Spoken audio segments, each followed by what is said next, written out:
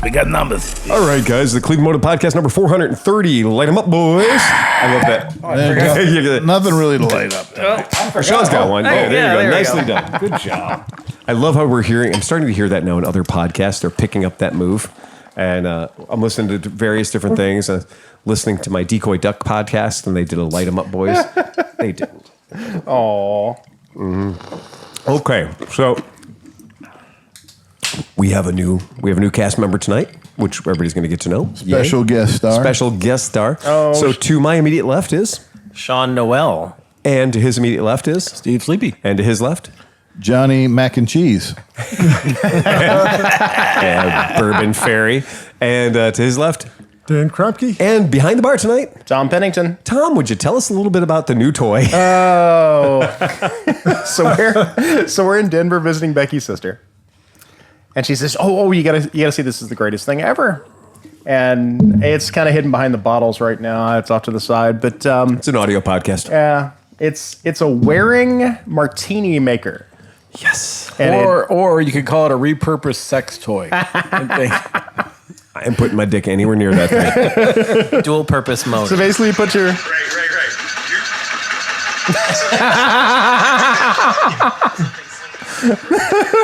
That was the video. It does sound like robots fucking. Stop! No more yanking my wanky. You put your fixins in, and you either hit the shake it or the You stir put your button. junk in there. And it's got a Boston shaker. It's got a regular Boston, shaker in it. But it's funny because it's the shortest stroke. Is it magnetic? No, it's got a clamp. It's got a clamp. No, it clamps to the You plate. could probably put your spray paint in there and let it shake it for you. House Oh, paint. absolutely. It sounds like something Rosie from the Jetsons could do. It really does. This is what happened when Bender met Rosie. Oh yeah, baby, you know it. Hey, baby, you want to kill all humans? Yes. Shake my shiny metal ass. Oh no, but it's really fun. It's a trip. It's a super cool thing because not only that, but it's one of those things where we talk about like it's a self-canceling turn signal. Yeah. Because it does stop automatically. It times itself out. Yep. At the perfect time, but I have no patience for it, so I turned it off on its own. And Tom was like, "No, you got to let it keep going. Let it run its course." Well, it had gotten because there's liquid in there. There's ice and It'll booze. give blue shakes if you don't let it get to the end of what it's doing. So it started like it starts and it's got its shit going on. It's like vertical. But then as the stuff inside starts moving around, it's like cattywampus. And then starts throwing it to the side. It's got that little stripper move. Yep. And then all of a sudden it's just straightened itself right out again. So it was like putting the beads in your tires. Yep. It just eventually found its center and then it corrected itself. I was so impressed because I thought for sure it was going to jump right off the bar, off of the fridge. Nope, it did. It self-corrected. Well done wearing, again, one of my favorite appliances. Make the check out too. Wearing blenders are one of my favorites. So, do you feel that your drink is now more blended than it has been in the past? No, I'm used to Tommy Schaffner. When Tommy makes a drink, Tommy's got guns. So, what is he in Slipknot? He's in Slipknot? I think Yeah, so. he's in Slipknot. So it's like, I used to watch Tommy compromise his guitar career making cocktails on a Thursday night when he had a show on Friday or Saturday. And so he's up there shaking 200 cocktails, at Porco. And just, you watch him and he's got elbow supports on and braces. And you can see the pain on his face. He's like, I've done 200 cocktails tonight. And you just know he's in pain. And I'm like, the paint industry made 1 gallon paint shakers 100 years ago. Yeah. Pneumatic, electronic, whatever you want. There's no reason you can't put 4 tumblers, put 4 cocktail shakers in that thing, spin the lid down, hit the button and walk away. Yeah. Well, that's what it is. It's for one, sir. If I'm not mistaken, I think VTR does use they have like a double auto shaker kind of thing. They do. Yeah, VTR's got a double shaker. If any of our podcast listeners are out there, Yeah. I still really want a daiquiri whacker. Yeah. More than anything. Yeah, daiquiri whacker's a good thing. But you see, we have the capacity now because we have a Vitamix at the shop. So have a Vitamix, okay. Have a power inverter, okay. Have a big fuck off lithium battery, okay. Or have you seen the new lithium powered mixers that you can just take to your campsite. Yeah, right. They're Yeah, amazing. right. Well, Mackle Fresh Light and Power's got you covered. There we go. That's it. But it's still not a 2-stroke blender though. Yeah, but I've had those. I've had the tailgater. I know. And I had the tailgater, and it was a bad blender and a bad 2-stroke motor. So it was All the bad. It was like a moped. It was the worst of both things. So it was the worst of both things put together, and so the ultimate result, it basically made smoke, and it made noise. But what it didn't do was chop ice. Yeah, we need the Honda version. Yes, we do. Yeah, We do. yeah. We need that. 4-stroke power. So that's what I was thinking. We just take the goddamn Vitamix with us, because then we can make all the blender drinks. We could also make soup. My cousin has a Honda rototiller that would be perfect for this purpose. The Honda rototillers, truly a beauty, a Bonnie, a joy to behold. She got one of the last ones she could find. They're so good. Yeah, they're perfect rototiller. Quick fun fact. Yes. She told me that I guess Honda is getting out of the lawn. Yes. The lawn market. Yes. At least in the United States. Yep. And they've changed the concept of Honda was like they're closing their California offices, which was like the Honda Power Sports thing, and now they're going to have one all-encompassing all the Honda things concept. And having to be a dealership and carry all the Honda things can be quite daunting, because you're like, well, I really just want to have, I just want to have the motorcycles. Well, here's 7 lawnmowers. Well, you kind of remember the commercials like where they had the dudes with like the race car and the motorcycle, all the Honda things. Yeah, it was all in one. Yeah. And, you knew that was coming. There's a fucking Honda Jet, man. Yep. And if you make me carry that at my motorcycle dealership, I'm going to be upset with you. Yeah. But speaking of Honda, I saw this video when I was doing some research for work. This little hot rod kid takes like the hottest Honda motors, and he put it in an old like '68 Ford Mustang. Cool. Then he Good for went to him. the Ford Mustang Nationals at Carlisle, PA. Oops. And put a GoPro behind it, and you got to see all the boomers walk by. Just hating it. Unfucking believably. hard. Oh, it was so good. A little message for AMA Vintage Days on their Facebook page. It says, will the AMA staff be cleaning clippings off the roads? Last year I had to lay her down. Big scratch on my 1 in 9,000 Harley-Davidson. David. Yep. Had to lay her down. We're making fun of the grass clippings Nazis. Yeah. Yeah. The Vintage Days is not the Harley-Davidson event. So if you're going there because you think it's going to be a motorcycle rally, emphasis Sturgis, or even Wasion, ultimately, AMA is not the place. If you show up on your Harley and you've ridden there or whatever you're doing, that's fine. Nobody's going to... Okay, it's not AMA. It's Vintage Days. It's Vintage Days. It really is Vintage Days. And it's very funny the way people are like, oh man, yeah, we do all the biker rallies. We do all the events. We do Sturgis. We do that. This is different. This is a place to worship old bikes. It's a place to worship dumb stuff. Well, I mean, 98 now qualifies as historic. It is. So Yeah, 98 is historic. It is not vintage. Well, yeah. Right. And, well, Fair enough. Yeah. On top of that, the Yeah. people there, it's the least fashion show event I've ever been to. Oh, yeah. Yeah. Like Quite the contrary. Yeah. Yeah. I mean, it is utility. It is one of those things where people are like, well, so I brought my Wednesday night or my Thursday night loading in boots. I brought my Friday going out and walking around the swap meet boots. Right. And then I brought my wellies because we're going to get some rain. and my You gotta ripped up pack- poncho. Instead of days, I pack by temperature. When it's 114, I have this clothes. Shrimp boots. Gotcha. Shrimp boots for sure. Gotcha. Shrimp Yeah, boots. for sure. It is one of those places where every year I take my wellies, and every year I'm like, oh, fucking glad I brought my wellies. Yeah.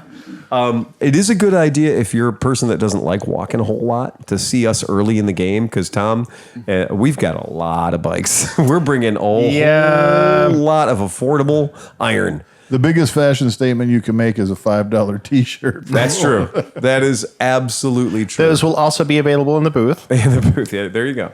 So I just wanted to bring that up. So AMA Vintage Days is coming up. We're all very excited about it. Yeah. What's funny is in the response to that AMA Vintage Days, cleaning the clippings off the road, the number of people that are not in on the Killboy Dragon Slayer website about the clippings. Got stay on the right side of the mustard.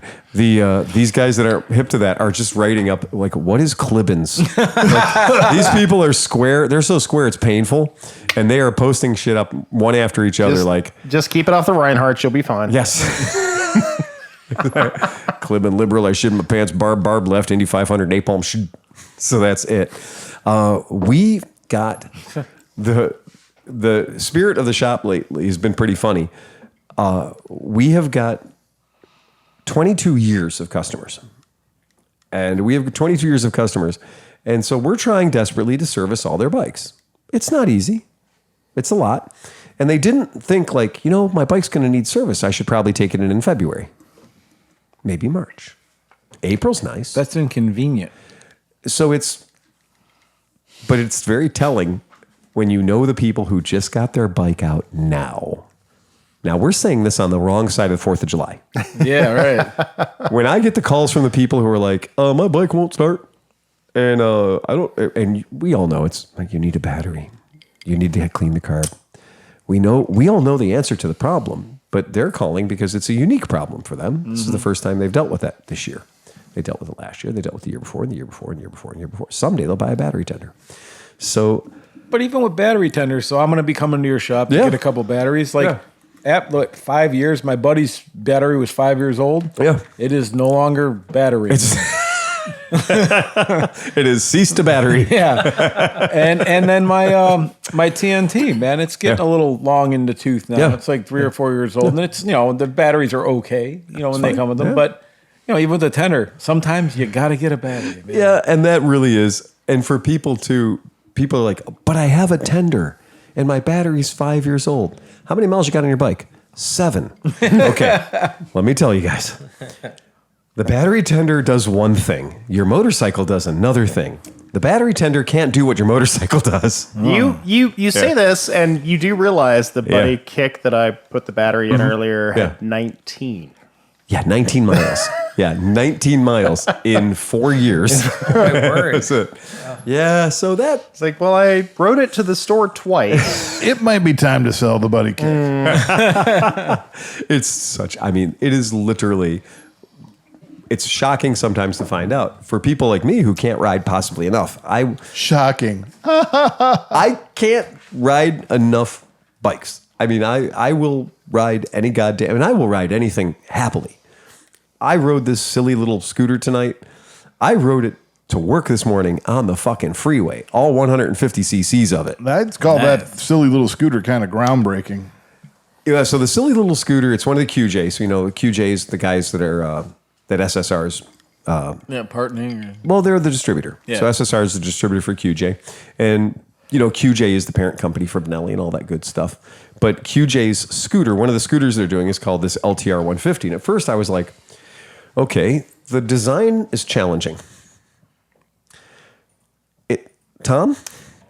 They missed the perfect opportunity to deliver this in a flat pink. Yeah. Because you're looking up a picture now. I'm looking up a you? picture because it has a hog snout. It has a perfect hog snout. And a flying wing on the front of it where they actually should have put 2 on it. The fender crest is beautiful. Yeah, right? Yeah. But it's not a fender crest, it's on the horn. It's on the horn casting. Like they saw a picture of an LX150 and went, we could do that. We could do that. But what if we took a Lambretta, but made it more snouty? So even more of a pig. Super snouty. And then the tail. Super snouty. All it needs is a pigtail. I have to feeling super snouty. That's feel a little super snouty. That'd be a perfect name for the bike, the super snouty. The super snout. Yeah. Because it is very...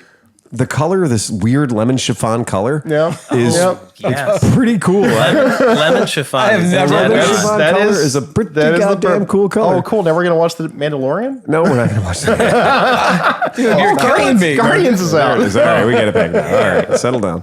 But the coloring of it, the coloring of the bike, it comes in black. Because if they didn't have that nose on there, it literally would just look like the Kimco Like.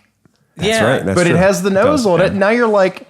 What were they thinking? Yep. They were thinking, we don't true. want to look like the Kimco Like. That's exactly what they were thinking. How can this be legally significantly different? Because it's even got the, what was it? It was a red streak, but it was a Z-Nen that had that stripe down the side. Mm-hmm. And it's kind of got that. Mm-hmm.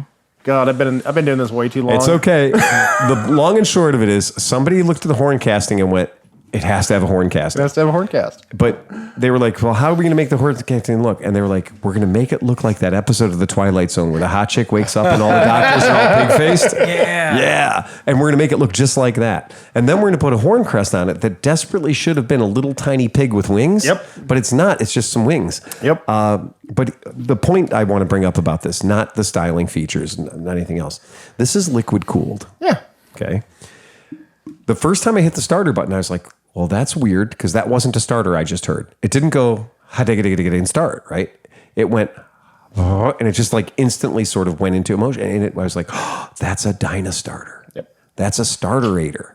Like that's the thing that is using your battery's electricity to initiate the movement process. And so I'm riding the bike home to my house, 18 miles or so, and I'm riding it and I pull up to a stoplight after a particularly long stint of what I would like to call spirited highway driving for a bike that has exactly 1 mile on it. So I pull up to the off-ramp of the freeway. I'm just coasting down. And as I coast down, I get to the bottom of the off-ramp. And I was like, well, look at you, good little scooter. You had no problem holding, a significant portion of your throttle open for a significant portion of time. You didn't explode on me. I'm very happy with you right now. And then it went, boom. And I went, you little fucker, what did you just do? And I was like, you bitch. It just stalled. And it stalled in the most unceremonial way possible. It didn't like, I'm going to die now. It just went, and I went, fuck. So the light turned green and I reached down, grabbed the brake, hit the start button, and off I fucked, right? And I drove down the street and I was like, okay, cool. You know what? I might have put a little too much gas in it.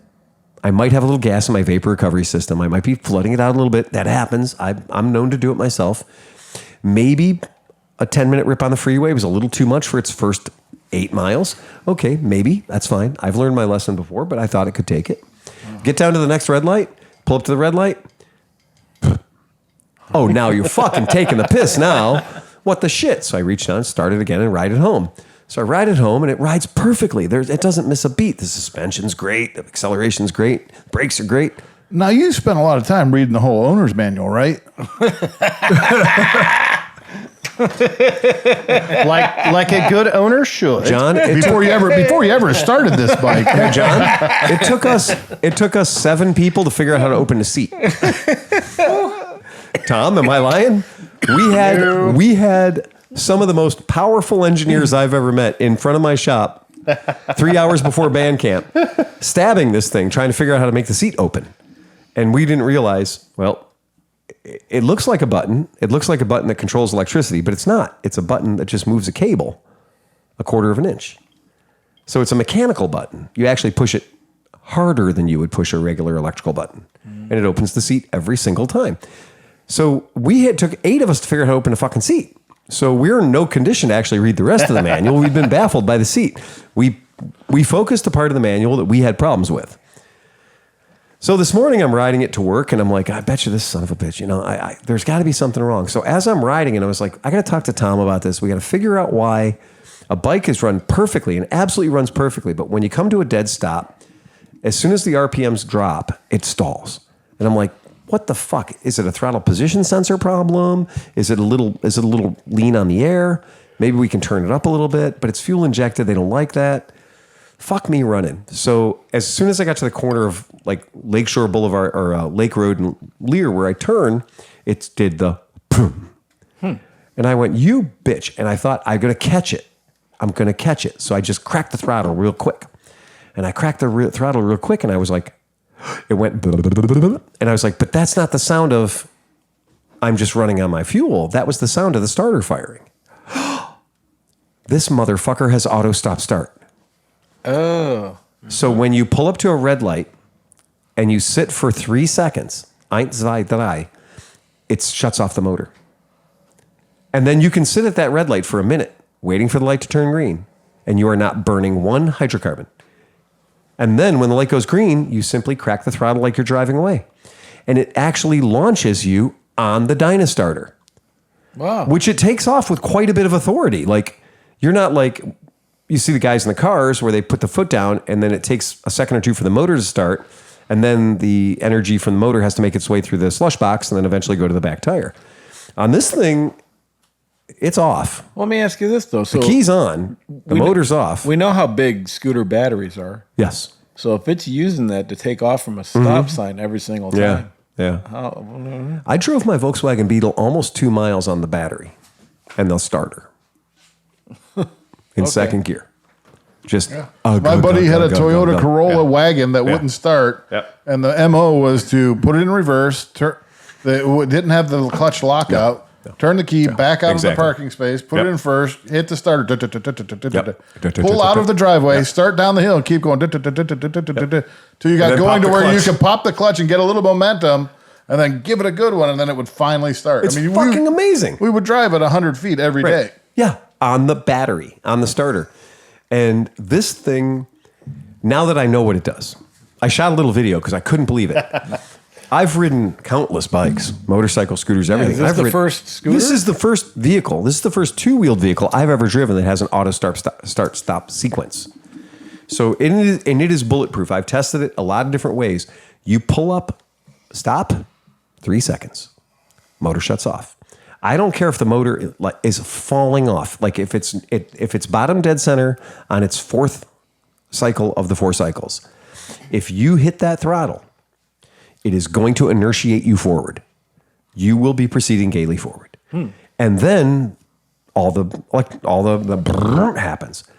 So I pulled up next to, on my road here, I pulled up next to a car that has auto stop start, the scourge of the automotive industry. And we both pulled up. His shit shut off. My shit shut off. So we were both sitting next to each other making no noises. But when the light turned green... Just give each other the wave. No, I was just kind of like, well, I know we both have the same goal. When the light goes green, we are both going to go forward. One of us is going to be faster than the other one. And what had happened is when the light went green, I just cracked the throttle open like I normally would. And the bike launched exactly like it normally would. He didn't. His car started, and then it proceeded forward. So it's interesting. Question: do you know at how many miles per hour you're going before the motor really kicks in? I think it's 0. I think it's literally. I think that this is more like a golf cart. When you're riding a golf cart that has a Yamaha motor in it, a 2-cycle or a 2-cylinder or single-cylinder Yamaha motor, you put your foot down on that big pedal, and it is giving electricity. Gets the golf cart moving, and then the piston takes over and off you fuck. I mean, it's fuel injected, so it's getting. It doesn't have to perfect mix. One revolution, and that motor should be on full power. Well, if you've ever ridden a Honda Ruckus or Honda Metropolitan, this is the exact same thing. You're pushing the button. The only thing here is it's cable shutting off for you. And in Japan, they do that already. They do have auto shut off. Yeah, auto shut off. Which is why the freaking computers are that. Well, I was impressed that this worked. Yeah. But that's all it is they're using the stator basically as the starter. So the crank is moving from 0. Yeah. Yeah. So and as soon as it kicks off, it goes. It's amazing. Yeah. I thought I did read something where the GTS 125s over in Europe now have a start-stop. Well, that might be the Euro whatever number they're on at this point. And I think Euro, right. Euro 27, they probably have mandated auto shut-off. A lot of the old Yamahas had that whole start-stop thing. In fact, that was, not start-stop, but the dyno starter. The starterator. Yeah, starterator. It's just a vacuum cleaner motor, but it's through a series of contacts when you go to start it, a certain set of contacts energize it, and it starts the motor very rapidly, too. What's cool about them is they really spin the motor over better than a normal starter. Well, much so. Because they have a huge stator, a huge armature that just... Oh, yeah. Well, then as soon as you let off the starter button, the contacts switch, or in this case, I'm sure it's electronic, and then it starts generating electricity to recharge your battery. Yeah. Well, if you've ever seen a Honda Ruckus and Honda Metropolitan stator, they have 27 coils on the thing? They're huge. It's massive. And so, every other coil or every third coil might just be reverse polarity on them. Which honestly would lend itself to being a really good regen system. Yeah. As soon as you tap the brake, that whole thing starts, kicks in an extra set of coils that extra charges your battery. Never been on a motorcycle with an auto stop start feature. Yeah. I think it's silly because, we're already getting 100 miles per gallon out of this little rig. But there is something to be said for, you're not going anywhere. Why are you fucking running the motor? I think there is an excellent selling point for this, though. Yeah. It's not necessarily the most obvious. It's the perfect fast food drive-through bike. Oh, yes, it is. Yeah, well, I said the swap meet. I mean, taking it to a swap meet where you're just driving around, stop, look at something, take off again, and just keep shutting off. Absolutely. So I think what I'm hearing is I need to put this motor in your TGB delivery bike. Yeah, that's actually a pretty good idea. Yeah, that's a really good idea. My Because the swap meet CT70 is brilliant. My CT70 has a starter rater too. Yep. You just leave it in gear and you give it a little push and it starts right up and you go. literally push it twice with your feet and you're like, blah, blah, blah, blah, blah, and away you go. Yeah, One little push and it fires right That one's the manual version. It's called the Fred Flintstone mod. Yeah, I was so tickled by that when I figured that out this morning. I was like, these sons of bitches. And as much as like, I told Renee today, I was like, we're just overwhelming the listeners because every week we talk about something from China, right? We talk about Harleys from China. We talk about everything from China. And I was like, I wish this feature existed on a bike that wasn't from China because I don't want to talk about another fucking Chinese bike again.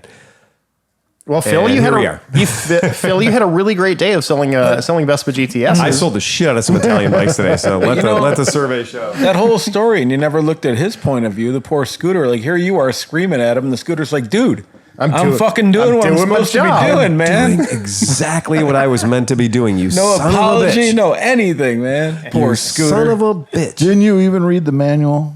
Again, I didn't read the manual. I was guilty of not reading the manual.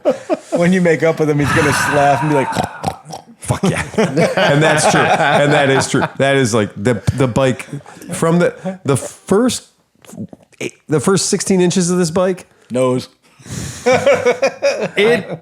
Nose and entrails. That's it. You need one of those little pig things that you squeeze it and its butthole pops out. Just That's the keychain. It does look like a fucking pig, man. It looks just, so bad. that is the entire word. I was like, I will probably try to figure out how to put the front cowling off a Kimco like on that thing. Yeah, it needs a little help. It's very distinctive. But you know what I think is fantastic about the thing is it does. We all have to ride it because it's really kind of a fun bike. It's a fun bike to ride. I can't unsee the Maybe Twilight you can put a Zone snout face. cover on it or something. Maybe That's what there's to a cover say. you can put over the You've snout. developed products in the past. Maybe Yes, I it's have. time for a ClevelandMoto deschnozzulator. Facelift in a can. Yeah. Like an RX-7, put a bra on it. Put a bra on it. Exactly. All right, guys. So today Put at a the bra on a table, bitch. So today Sean's with us today because of a thing. So Sean did a thing. Sean crashed a perfectly good scooter, but he had help. Yeah, it wasn't just me that crashed. No, it wasn't. It was not. It was not. It was a team event. Yeah. So unfortunately, I was on Clifton, approaching. I was going by Clifton and Bell, and I was in the rightmost lane, and I was. That's my street. Oh, is it? Yeah, I was there, and I was just approaching that red in the very rightmost lane, and Was John sunning himself outside? that was the distraction. That's really what that got me. He was airing out his Bourbon Ferry outfit. But this young woman in a new Volkswagen electric crossover decided that she also wanted to be in my lane just as I was approaching the light. And she gunned it because, it's got electric power right off the base. In and torques we trust. I was just approaching the light, and all of a sudden, white Volkswagen is in me, which is not of the many times that maybe I would like that. That was not one of them. Is there room enough here for two? In one lane. Would you like to snuggle? You'd be amazed at how many of us can fit in my ashtray. Anybody under the $10 limit will my not joke. get that punchline. All right, go ahead. Bad, Phil, bad. Unfortunately, I got shoved over pretty hard, and then my bars went very hard right, and then I went very hard down to the left. Because you done hit a car. A car hit you. Very hard down to the left, and I knocked out, and then I came to on the pavement. Right. And the woman's mother was a 30-year-old woman or so. Her mother was helping me, and some other person who I think lived on Clifton there might have been helping me. But I got up, and I was like, "Oh, I did get hit." And I was like, "Damn it! That was that girl in the VW." Oh, so you instantly. Oh yeah, you knew who it was. Yeah. Like I had my helmet on, and they, I took it off, and I came to, and I kind of, sat up, and. I was perfectly lucid, thankfully, at that point for a number of reasons. But had spatial awareness, and I was like, I know, that was that white VW, and I saw it, and I was like, they didn't run, they went over. Good. There. Yeah. And I was on my way to feed my brother's cat while he was in New York City. And I called him while I was there, and they had called, ambulance already. And I was like, well, I got hit on the bike, but I think I'll be able to go feed the cat. And I didn't really realize what happened to my bike. You really didn't look at the bike yet, did you? I did not look at the bike, and I hadn't fully realized myself yet. I never would have thought that pussy would have been the root of your problem. I know. Go figure. Oh, what we do for it. Loan pussy maintenance. And then, things started to set in, and they did take me to Lakewood. And they found out that I was terribly broken inside. So it didn't feel that way. It took a crash to find out. Yeah. They ran me through the tube, and they were like, "Oh yeah, you're very broken on the inside." So I'd broken 5 ribs in my collarbone, and I bruised up my spleen and my lung. And they were like, "Oh, we don't have the stuff to do that here at Lakewood. We're gonna bus you also now to Fairview." Okay, well there you go. And we tore that down a few years ago. I was going to say, it was a cost-cutting measure. Right. Yeah. We took our level 1 trauma center the fuck out of the hospital. So now what do you do? Not much. Yeah, go over there. Mainly plastic surgery. But I did end up spending 3 days in the ICU because of the scraped up bits. They were like, we do want to make sure that you don't explode on the inside. That's true. Spleens you don't want to lose a spleen. Yeah, we did not want to do that. Yeah. But the funny kind that would explain it. Yeah. Yes. The entertaining thing was when they came to visit me often in the room, I was basically my normal self, how you know me. Yeah. And they every time a physician would come in, they'd be like, "Oh my God, you're okay." And I was like, "Yes." I was like, "Hello, it's nice to meet you." Right. They're like, "Oh my God, if I look at you," they expected me to be splinted up in the thing, and that's the also chart version of you is fucking Frankenstein. The charismatic jokester is you're like, "Hey, how you doing? Would you like a drink?" Yes, exactly. If I could have made them a cocktail when they got in the room, I would. Well, if you had that, you could have. Yeah, right. I wouldn't. No touch. With an app. No touch. Push button. But thankfully that I healed up. I had this popped back together. I got some metal in there now. Yeah. But later on, so months after, I think it might have been around March time, as many excellent stories started out at Porco Lounge and Tiki Room. As they do. I was sitting at the bar, and I happened to start talking to this younger woman next to me, and I discovered that she was from Miamisburg in the Dayton area. And we were just kind of talking, and she was like, "Oh, I started riding a motorcycle last year." And I said, "Well, I kind of did too. I rode a Vespa, and unfortunately I got into an accident on it, and I'm waiting on my new one." Yep. And she goes, "Oh, well, you were wearing a helmet?" I said, "Yes, indeed." And I was like, my helmet absolutely took a hard knock and scrape on the ground. So the fact that my upstairs noodles are all in place is well in order because I had a helmet on my head. And she's like, "Oh, well, I think she, if I'm not mistaken, she has a Triumph America." Oh, wow. Yeah, that was what that was. Dan her. is one of those. Yeah, she was very much enthusiastic about it. Cool. And she took the course from the state, and she goes, "Oh, well, the state does have this thing now where if you've been, if you were hit hit on your bike, and your survival was more or less dependent on the fact that you wore a helmet. Yes, they're starting to recognize that, and they give out awards for it."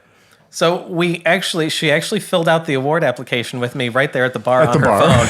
Which, captive audience. Right. Yep. Yeah. And I was like, okay, well, that's really great. Thank you. I appreciate it. And then a couple weeks later, she got back to me. She's like, "Hey, the state would like to present you with this award." Because they do, they look up your crash record details. Right. And then they also ask you to send them a picture of your damaged helmet with the dot sticker on the back. Okay, cool. So they do want to see that you're using a dot helmet. Yeah, not one of those plastic baseball hats with a curled lid.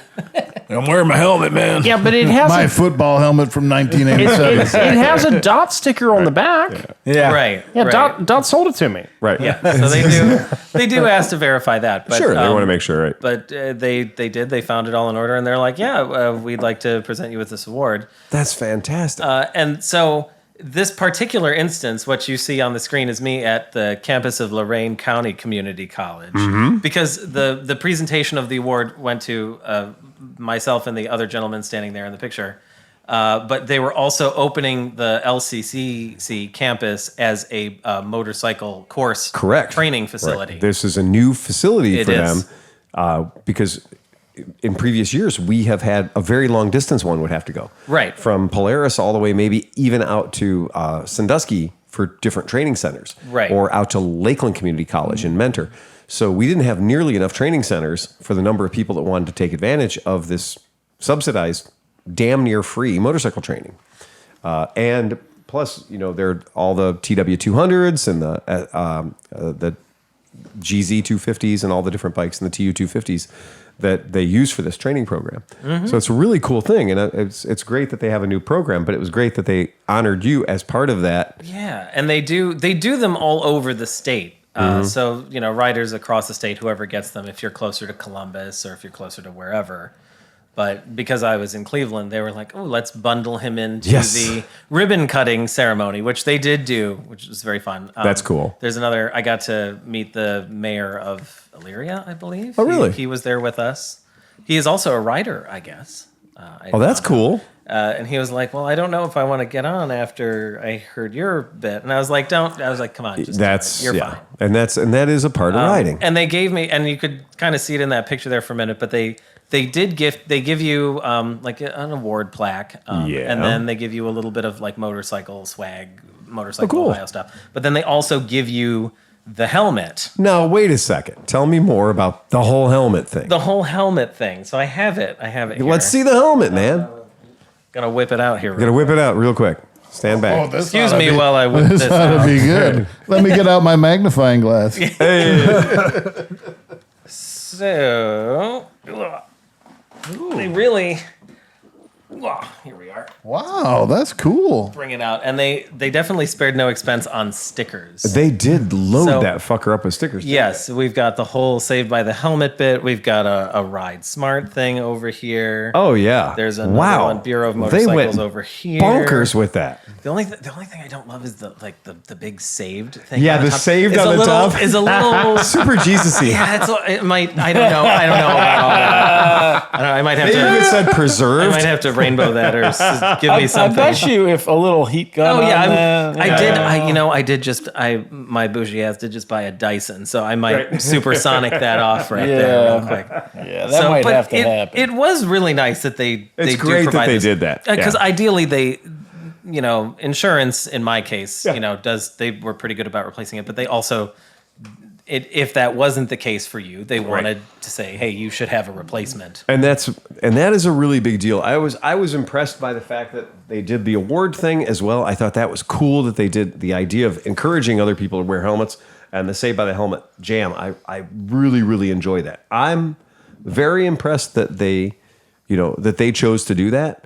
I'm impressed too. I mean, it's a Vega helmet. We're not going to talk about it's a great helmet. It's not. It's a helmet. It's an award, right? It's a free helmet. It looks as good as any helmet. I was going to wear. say, right? Right. It does have the requisite ECE on the back and the DOT on the back, right? Mm-hmm. So it's got all the cool stuff you need to have to be a good legal helmet. That's what you want to have. We should tell Grumpy Sir Guy you should sign up. That's a goddamn good thing, Except too, for he because wasn't he in was wearing a Ohio. helmet. Oh, I he think was we in all- Ohio. Okay. Oh, Yeah. see he if would- New York has a program. He's from Ohio. But I thought that is a really That's a good that was a cool question. thing that they gave that they straight up stood up and gave you a helmet and gave you an award because that's fucking cool. Now yeah. I know Sean and it doesn't match his bike, so he's probably not going to wear It'll it. be. It will be one of my guest helmets. That's right. Yeah. It's a was major gonna say, award. you're not going to prominently display that on the first thing that people see when they walk when in they your walk home. in my door in the kitchen. I don't know about all that.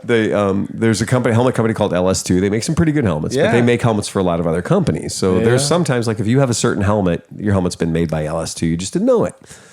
And so LS2, the 1 year we did really great with LS2 helmets. We sold the fuck out of these things. And so the Chinese people that own LS2 were like, we have made a special 100 helmets, and it is the top of the short. It is the helmet of the gods produced by LS2. And I was like, it looks an awful lot like a Scorpion 1000. And because it is. And so they did this special limited edition of 100 helmets for their top 100 helmet dealers. And I got one, and they called me. They're like, well, what size helmet do you want? We have a special gift for you. And I was like, okay, well, and it was very Chinese. It came in a box, in a box, in a box, in another box, in a bag. So it was great fun opening it. But like nesting dolls. It was so overly packaged. But then when I got it, there's a letter in it that is written in the world's worst English. And it basically said, we'd like to thank you for being one of our top 100 dealers. Here is our special gift to you. This was the tackiest helmet I had ever seen in my life. On the neck strap was a gold dongle, for lack of a better term, on the quick disconnect neck strap. So you could pull the gold dongle and it would cause the neck strap, the ratchet strap thing to open. Very cute. But the gold dongle also was a USB stick, and that inside was the history of LS2 helmets and a soundtrack you could play while riding your motorcycle. Wow. And it was all like, can you imagine 3 hours of like horrible music? It was so bad. It was so it's bad. It's like the music they play at buffets. It really is the music they play at buffets. This is vaguely familiar. Right. And the helmet was so ridiculously, it was so over the top. And I'm not making fun of the culture like that, but like just sometimes the translation, it just doesn't it was work really well. something. And they were so proud of it. So they were like, oh, here we are at the motorcycle expo thing. And we'd like to invite you guys up on stage and present these to you. And I was like, I kept opening it and opening it and opening it. And I was like, I eventually got to it, right? I got to the helmet. I pulled the helmet and I was like, oh, wow. And it was like, this is special. What do you think of that helmet? Boy, it's really something. Yeah. That is really something. That's a helmet. That is the most ornate helmet I've ever seen. And I'm a man who owns ornate Japanese hearses. Yeah. And they have a lot in common. And it was awarded helmet. So that was very cool. I must also, I have a little bit of personal me show and tell. So obviously I'm very extremely thankful for, like my... Let me get out my microphone. That's right. My friends and family who came to my aid in the hospital and then in the recovery period and everything. But my cousin Liesel especially deserves some credit here.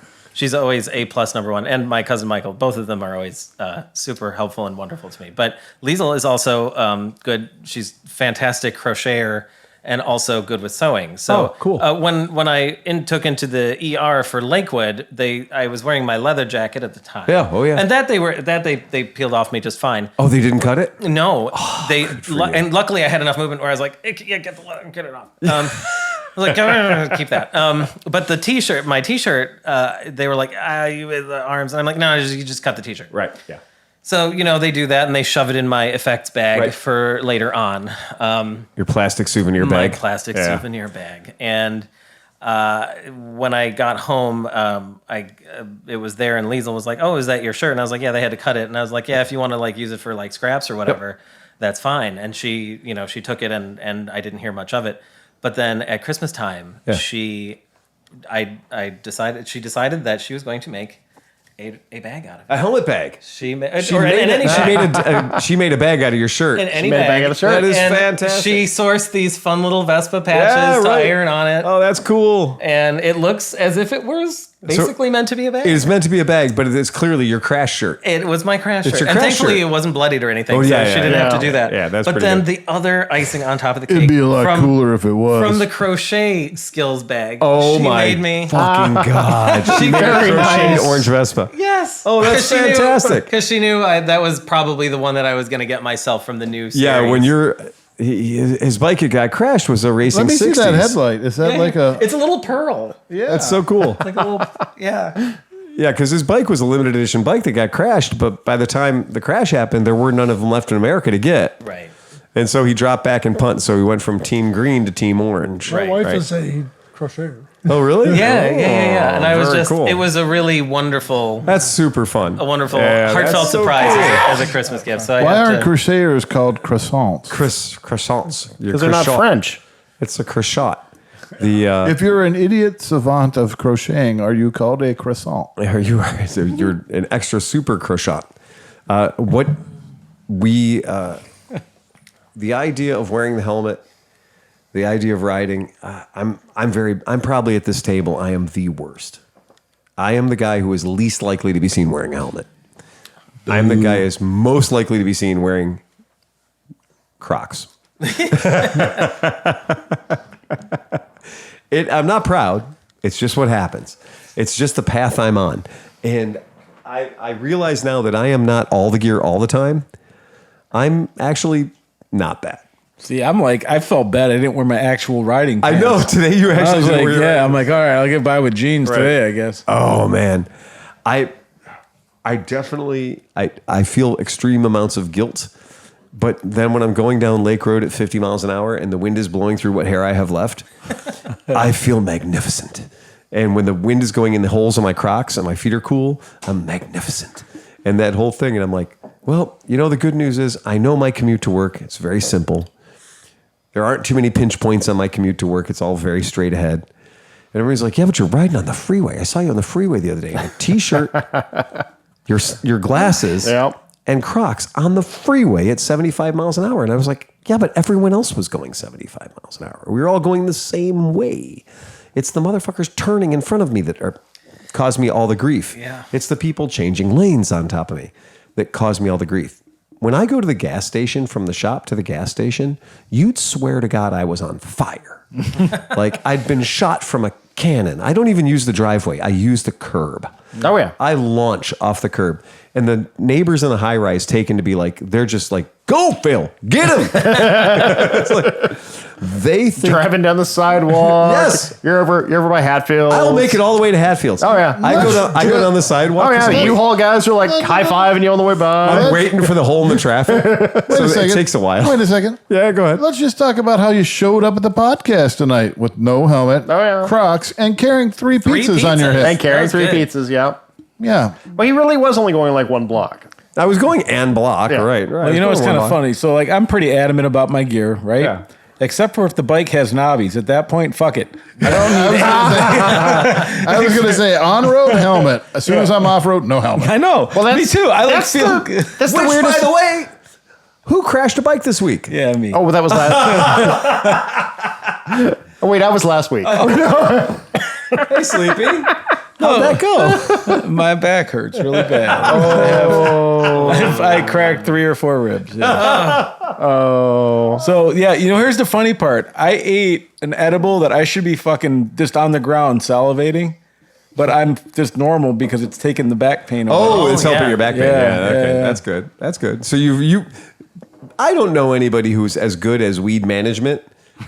Except for you, like you're the best weed management. I didn't say pain management. I said weed management.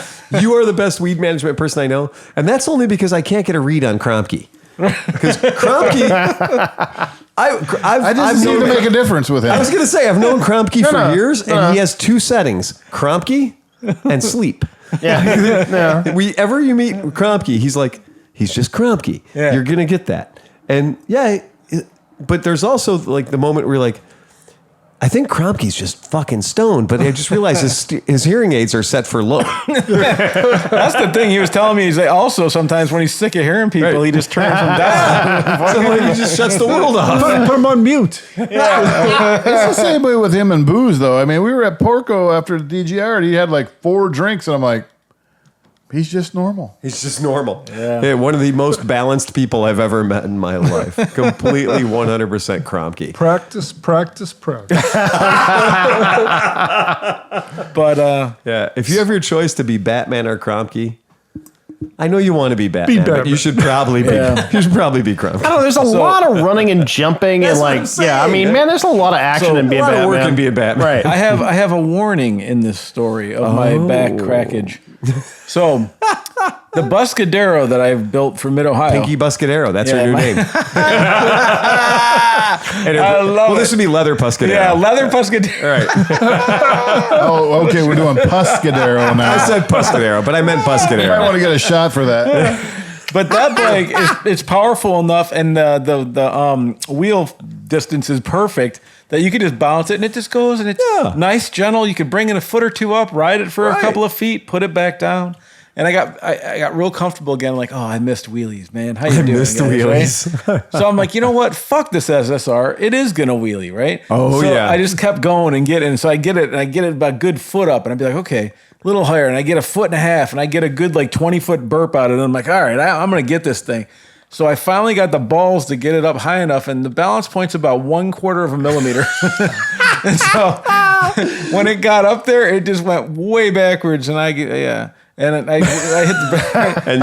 So Dan's sitting there, and so you know how it is when you do something stupid. I jumped up, I fixed the bike, I roll over, I ride it. Hey, I'm fine. And I'm talking to Dan, and we sit down and we bullshit, and we're sitting there talking, and it's about 15 minutes, 20 minutes later, and all of a sudden I'm like, you know something? He's like, what? I'm like, I'm really sore.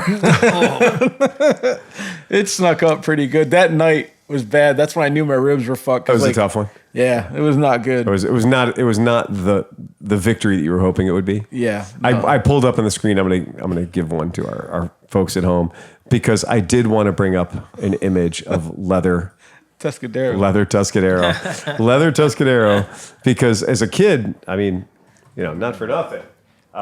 It looked like You put that right in the spank bank. Yeah, I did. That was Pinky Tuscadero, sure, whatever. That was fine. But then when they busted out leather Tuscadero, I was like, yeah. I got a little genetic advancement on that I probably wasn't ready for yet. Can you bring up Batwoman next? Eartha Kitt, but the Farrah Fawcett poster from Well, that's Catwoman. But the thing that Batgirl.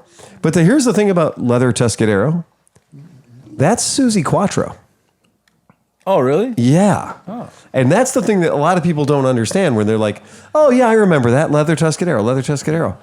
Leather Tuscadero actually had chops. Leather Tuscadero, unlike Arthur Fonzarelli, who was not remotely the Fonz. No. Not at all. You can the can. Right. So it turns out Leather Tuscadero is Susie Quattro. And that's a better credit than being Leather Tuscadero. Yeah, right. So as far Coolest as I'm name concerned, in the world. What's that? Susie Quattro. Susie Quattro. Oh, yeah. Speaking of the Oregon District, we were talking about that the other day. Many, many years ago in the 80s, I was in the Oregon District, and they have a lot of street performers going on. This is just outside. This is Dayton's cool, hip spot. And we're hanging out there for a Halloween thing, and I hear the sound that can only be described as one $38 Casio keyboard through 2,500 watts of amplification. Oh, very nice. And there was an artist at the time called Susie Casio. And Susie Casio would, on her little 1.5 foot long Casio keyboard. Yeah. White colored, probably? Yes, white colored with one speaker, but going into a backpack full of amperage, would cover popular punk rock anthems in the Oregon District while wearing roller skates or other things, dancing around. And again, so good. And then Robert Smith ripped her off with the song Close to Me. Oh, really? Bump, bump. Like it's a whole Casio solo in the beginning of it. And I was like, the first time I heard that, I was like, Robert Smith just ripped off Susie Casio. That is completely like he had to go buy a little Casio organ, a little Casio digital piano to go rip off a girl from Dayton, Ohio. And that's just not right. No. I have a couple of those. The one is the exact same one they use on Saturday Night Live. Oh, yeah. And the other one is a little bit better, and they are cool. Oh, that's the whole idea. They have a 1/4-inch jack. You can plug them into an amp. Well, yeah, no you problem. know that the Gorillaz song Clint Eastwood, yes, it's a stock setting number one. It is on one like the auto. It's an electric auto harp. And it's the dun, dun, dun, good. Oh, it's awesome. Be recognizable, right? Yeah. I thought that was. I just got the biggest kick out of that when I was like, oh man, I was that right age, and I was like, I want to learn cool things about punk rock music and everything else. I'm going to go to the Oregon District for Halloween. It's going to be rad. And I went down there and I was like, I always say it'll never get weird enough for me. It almost got weird enough for me. That was the closest it ever came to being like, this is great. Yeah, this is great. It is still a hoot to go over there. That is for sure. It's, you know what? And that's the thing that it hasn't lost that. Yeah. Yeah. My friends thought I was crazy because me and 3 of my friends took our motorcycles and made our motorcycles through masking tape and stuff. We'd flat blacked out our bikes and made them all into Road Warrior bikes because we all had inline 4-cylinders anyway. So we did that. We put on Road Warrior type outfits, and 4 of us rode from Cleveland to Dayton for Halloween. And we rode the entire way in costume. It was majestic. And we got there and we were fucking tired. We were beat to fuck up because the costume business is not like good riding gear. No, it's not. We got down there and we were hurt. And people were like, check it out, it's Road Warriors. This is the coolest thing. We just kept riding up and down the street. But then, they don't let cars go down the street. It's closed off for Halloween. So we had to walk our motorcycles down the street. That is the least Road Warriors thing ever. To be walking your motorcycle down the street being like, yeah, we're tough. No, yeah. We're cool. Intricate costumes are always super dope for like 5 minutes. For like 5 whole minutes. And then you're like, God damn it, man. Yeah. And then you realize you got to wear the thing for the whole goddamn day. Whole goddamn thing. Through the Absolutely. French Quarter and the Marigny. And then, my God, when the fuck will Mardi Gras Day be over? Oh, my Jesus Christ. Can we just get a Mona Lisa and get food already? I once carved a whole large pumpkin and just stuck it right on my head.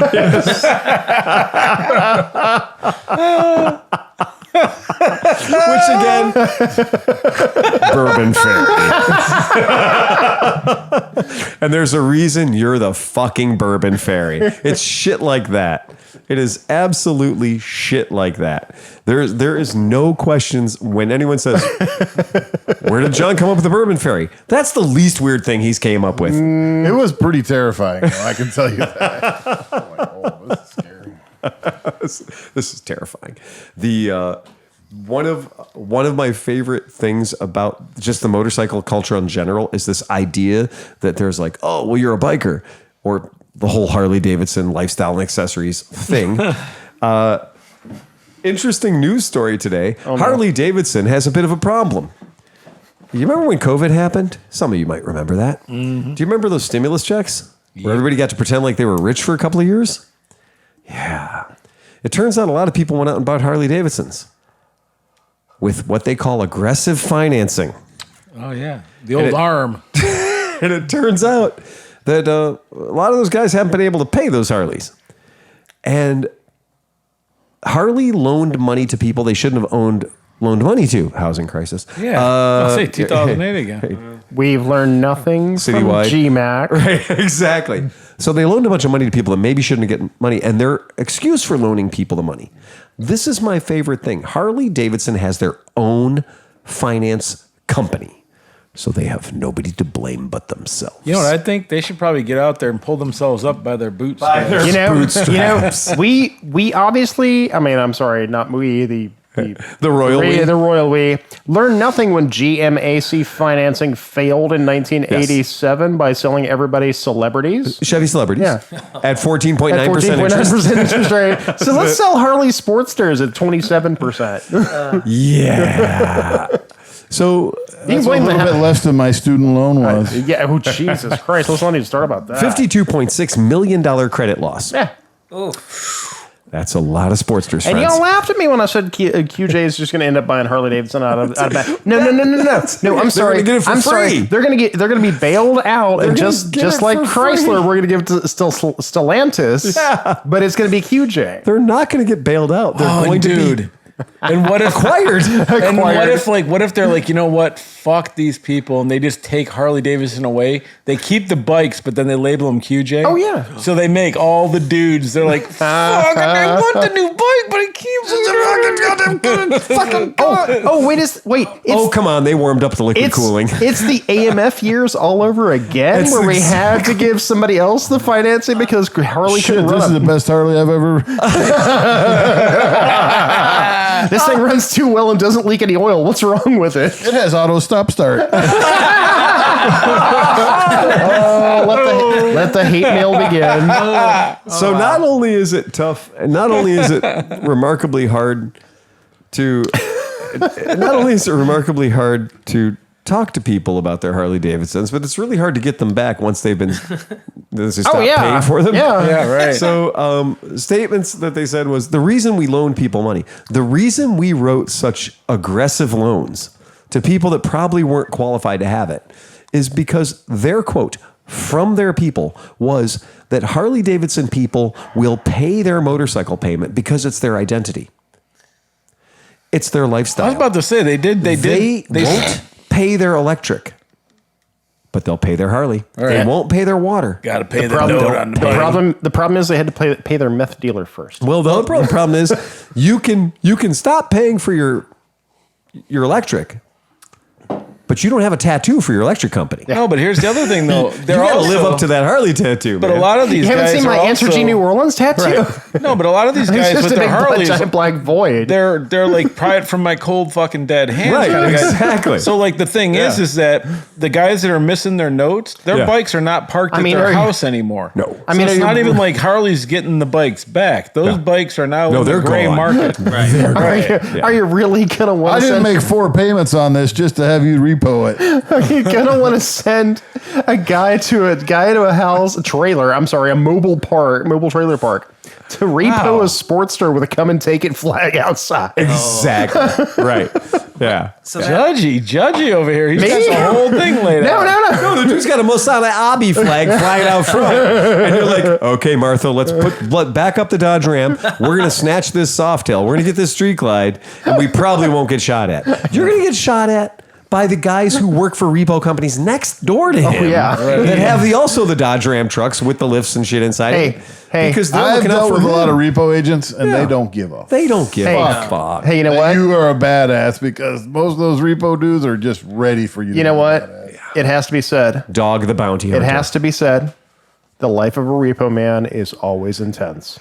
Yes. And again, which not afraid of prison. I had a repo guy call me. He's like, I'm over here. I'm on the other side of the river. Yeah. This boat's over here parked at this dock. Right. Do you want me to get it? I'm like, yeah, go get it. He's like, get it. okay, I'm going to swim over. I've got the keys. Yeah. Right. I'm going to climb on board and I'm going to steal it. Right. I'm like, okay. okay, He's like, got the boat. whoa. Harley Financial Company does not pay enough money because they are their own finance company. Yeah. They've made a decision that they don't want to pay going rate Yeah. for repos. Yeah. So let me tell you a little something about math. What cheapos? They want cheapo repos. They are the Quang Jang of repo men. If your business model is we're going to loan people that might not want to get a credit, should have credit. If we're going to loan them money because they'll pay their Harley bill when they won't pay their grocery bill, that type of loyalty, then you better have a big budget for when they stop paying that bill to get those motherfuckers back. Because if you're not willing to spend the bulletproof armor-plated pickup truck style money that you need to pay to get Harleys back, then you shouldn't have loaned them the money in the first place. And that's what they're dealing with right fucking now. And they're dealing with now is that simple fact. Harley-Davidson's losing its ass because people that bought motorcycles and made 1 year of payment stopped paying. Yeah. That's it. Those people were bad credit risks. They couldn't have got a loan to buy a fucking Vespa, but they got a loan to buy a Street Glide. And now they don't have enough people to repo them because Harley won't pay enough money for good repo guys to go get them. I repossessed a ton of cars when I worked for that company. I never would repossess a motorcycle. Do you know why? Because motorcycles tend to be in garages. Yeah. And you know what you can't do as a repo man? Go into a garage. Go into a garage. So unless that motherfucker's in a public access garage downstairs or something like that, and you can find the bike there, or we had a guy who did nothing but follow these guys to work, and they'd wait till the guy was at work, and then they'd go into the work parking lot and get the bike while the guy was at work. Harley's anti-theft system is not as simple as getting the keys from the bank to go get the car. With Harley-Davidson's, well, we've got a tumbler lock, a Pepsi lock. So if you don't get the actual Harley replacement keys and key fob from the dealer, you're not getting that bike. And if you've ever seen a bad day, watch two guys try to wrestle a 950-pound motorcycle with a column locked onto a trailer. It is not cool. So unless you've just got a hoist and you just go in and hoist the son of a bitch up, flop it onto the trailer and fuck off, Repoing a Harley is a bad day. You just do what a Copart truck driver does. Yeah, just throw You it on its hook it side. up, throw it on its side, Yeah. and drag it the whole way. Drag it up with the It's going goddamn- to spend the next yeah. 6 years at PSN anyway. That's exactly right. They're never getting their money back. Sorry. Yep. So that's it. That's the game right now. That's where Harley is at the moment. It is not a good place to be. My first repo was a woman who dropped her kid off at daycare, then went to the hospital and was in visiting her dying mom. And she had made one payment on a car, and it was like 6 months in. And I'm like, yeah, hook it. Hook it. And then I got the phone call. Of course you did. Oh, yeah. Absolutely. Before I called the police, Yeah. I want to know, did you take my car? Yep. Who's going to take me home? I'm like, call some friends. I don't know. Can't help you. You could catch yourself up. My mom's dying. You could catch yourself up. Who's going to catch me? Right. Well, I got a payment plan for Right. it. I tell you what, I can do like a 2, like a 4 plus 2. If you make 4 payments, I'll give you credit for 2 more. Yep. I'll put it at the end of That's your it. loan. I mean, They're always willing to work with you, man. I've been on the bad side of that situation. They don't want to have the physical asset. They want the money. That's exactly right. where am I going to get the money? I don't know. Talk to your church. Talk to your whatever. Right. There's all kinds of calls you can make. Yeah. Can I recommend a GoFundMe for your broke ass? Well, now. Wait. So yeah, that's that. So tough day to be a Harley-Davidson owner that's staring at a bunch of payments. No. yeah. Tough day to be a Harley-Davidson investor. That's also true. The owner's still got the bike in the garage. That's true. They still have the bike in the garage. That's absolutely true. Come and take it. When we think about stuff like that and that idea, we've had so many customers. I've had easily 6 or 7 calls this week. So you buy my bike back? Yes, I will. For one fraction of what you You're paid not for it. going to like that price. I'm going to say yes, but we know that's not the end of the conversation. Yep. I'm going to say yes, I'll buy your bike back. But I know what you're thinking is not what I'm going to do. And they go, and yes, the story is, this is it. This may not be the same in your part of the globe where you live, but if you're listening to this podcast where Cleveland is, I'm going to tell you what happened. Clevelanders had way too much time to stick it to their old lady because everybody's got a baby. All these people that bought bikes last year, I haven't had a bike in 25 years. It'd be great. My kids are all out and going to college and the whole deal. I got a bike. This is cool. I haven't had a bike in 25 years. Yeah, I'll finance it. Sure, 3.9, bring it on. Right now, that guy's calling me and I can hear the 1-year-old crying in the back. But it only has 19 miles on it. Exactly. Yep. They all have 19 miles on it. Yep. They all have 19, 25, 35 miles on it. COVID was a stimulus check, nowhere to go to work, and you were quarantined in a bubble, so you weren't allowed to see your girlfriend and you had to fuck your old lady. And you dipshit put a baby in her. And I am telling you the number of phone calls I've had this week from people that are like, well, we had a baby. I remember you. You're too old to have babies. You shouldn't have any babies. You're going to be dead before your baby graduates high school. Like, this is a bad timing for you to have a baby. Yeah, that's why I got to sell my bike. Yeah, that's a distressed sales situation you got right there. Yeah, that's cool. You sure you don't want to keep it for the kids' college fund? Oh, you won't be alive to see that. Sorry. Okay. So you want to sell your bike? Yeah. Well, what do you want for it? And I love that because this is the point in the conversation where they remind me what they paid for it. Like I don't fucking know. A bike they bought from you. Down to the penny. Well, I paid $78.38.14 for it last year. Yeah, you did. Yeah, you did. Yeah, you did. Well, I figure it's got to be worth at least $7. You know that saying where it's worth half when you drive it off the lot? Yeah. I said, well, you know what you should do is you know what? I have a rule at my shop. I don't ever name your price. I name my price. I name my price on shit because I'm selling it. It's my job to name the price on my shit. Naming your price on something is a bold move. It takes experience and intelligence. It takes history. You have to know what something's worth. So as a seller, I am required, and you all know, I'm prepared to name price on everything I have. This has bit me in the ass once or twice. Sometimes I name the price when I've been drinking. I've done that. I live up to it.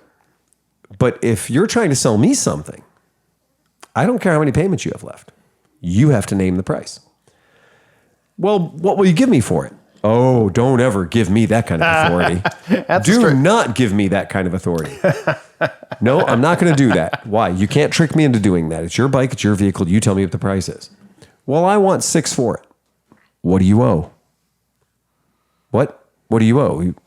How much money do you owe on it? Well, I don't know. Well, you better figure that out before you call me back. All right. Because I can't buy something you don't own. You can't sell me something you don't own. The bank wouldn't like that. Yep. I love the ads. You ever see the Craigslist ads? It's like the whole ad's like perfect bike, blah, blah, whatever. No. It's whatever. And it's like, once you give me the money, I will pay off the loan and in 2 weeks get you the title. And I'm just like, suck my asshole, dude. Like you won't give me the bank's information and I will talk to them directly. Exactly. Right. I'm gonna make something very clear to you. If you won't buy the bike back from the bank to sell it to me, what makes you think I will? Yeah. Right. Right? I know how upside down you are because I understand the way interest works. Yep. I've had a mortgage or 3. I know how that works. Oh, you've been paying on your bike for 12 months? Great. Let me tell you how much of the principal you paid off. Donut. That was freight.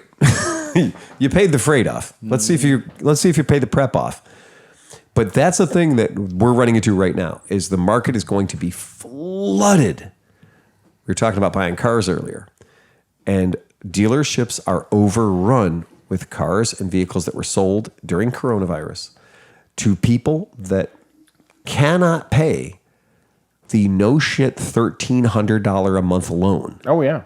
That they took on because there was a shortage of inventory and they had to have a car now.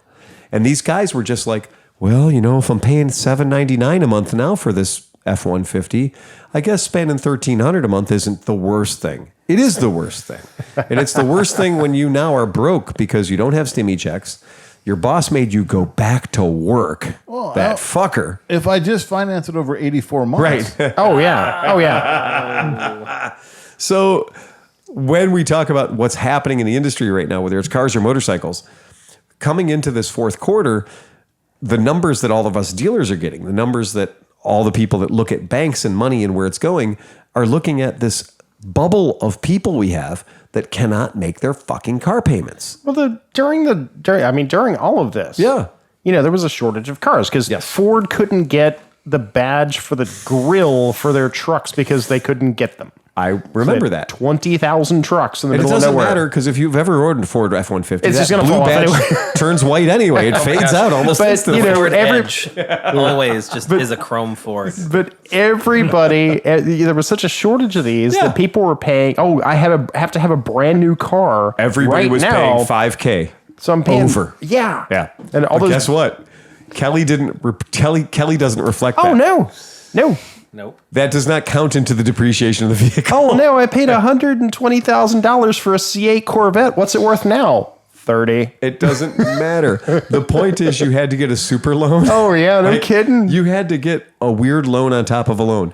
This is the Jumbo. loan. Yeah. This is the loan you're getting for the truck. And it's, here's the loan you're getting for the extra part that's not the truck. And the best part is, very shortly, especially after what the Supreme Court just did, speaking of student loans, we're going to hear these jerks talking about bailouts on the freaking bank loans. Of course.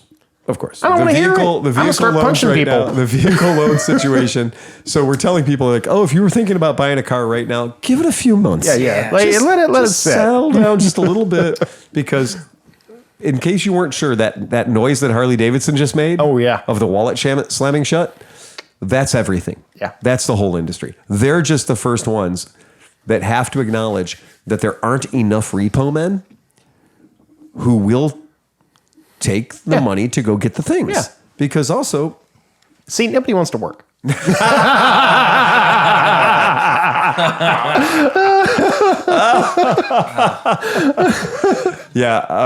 one interview they did with a guy, the guy's like, it ain't worth getting shot. Yep. For the less than 60% they're going to pay me versus what Honda or any other car company or other bank would pay. So Harley is leaning into it, saying, well, I just can't imagine why we can't find any repo men. Well, let me give you a starting point. Yeah. Here's a good starting point. Well, there's a reason why they always say you meet the nicest people on a Honda. This is true. Because they're not going to shoot you when you come take their Fury back. Well, I also thought maybe that Harley-Davidson should maybe hire some outlaw motorcycle gangs to do repo shit. But here's the thing. They still will never. I think that's good for the they brotherhood. They will never get the asset back, though. That's still the problem. Both of you guys are living in the fantasy that the Sons of Anarchy are out there riding Harleys. I bet you 90% of them, if you go there, it's a dentist. And he's got the bike at his second house. And then, the doctors have their bikes at their girlfriend's house that their wife don't know about. This is actually not the Three truth. people this week tried to trade in Harleys at my shop. Oh, God. Oh boy. And you've been to my shop. We haven't taken a Harley in a while because we don't have to. So like we used to, like, last year and the year before and everything else, we took 25, 35 Harleys a year and on trade and flip them, whatever. But it's not a good move to make right now. It's not a particularly good move to make. Every Harley that's been offered to me this week has all been less than 2 years old, massive, massive upside down on the loan. Oh, yeah. And being talked to me on the telephone by somebody that I would not have given credit to at all.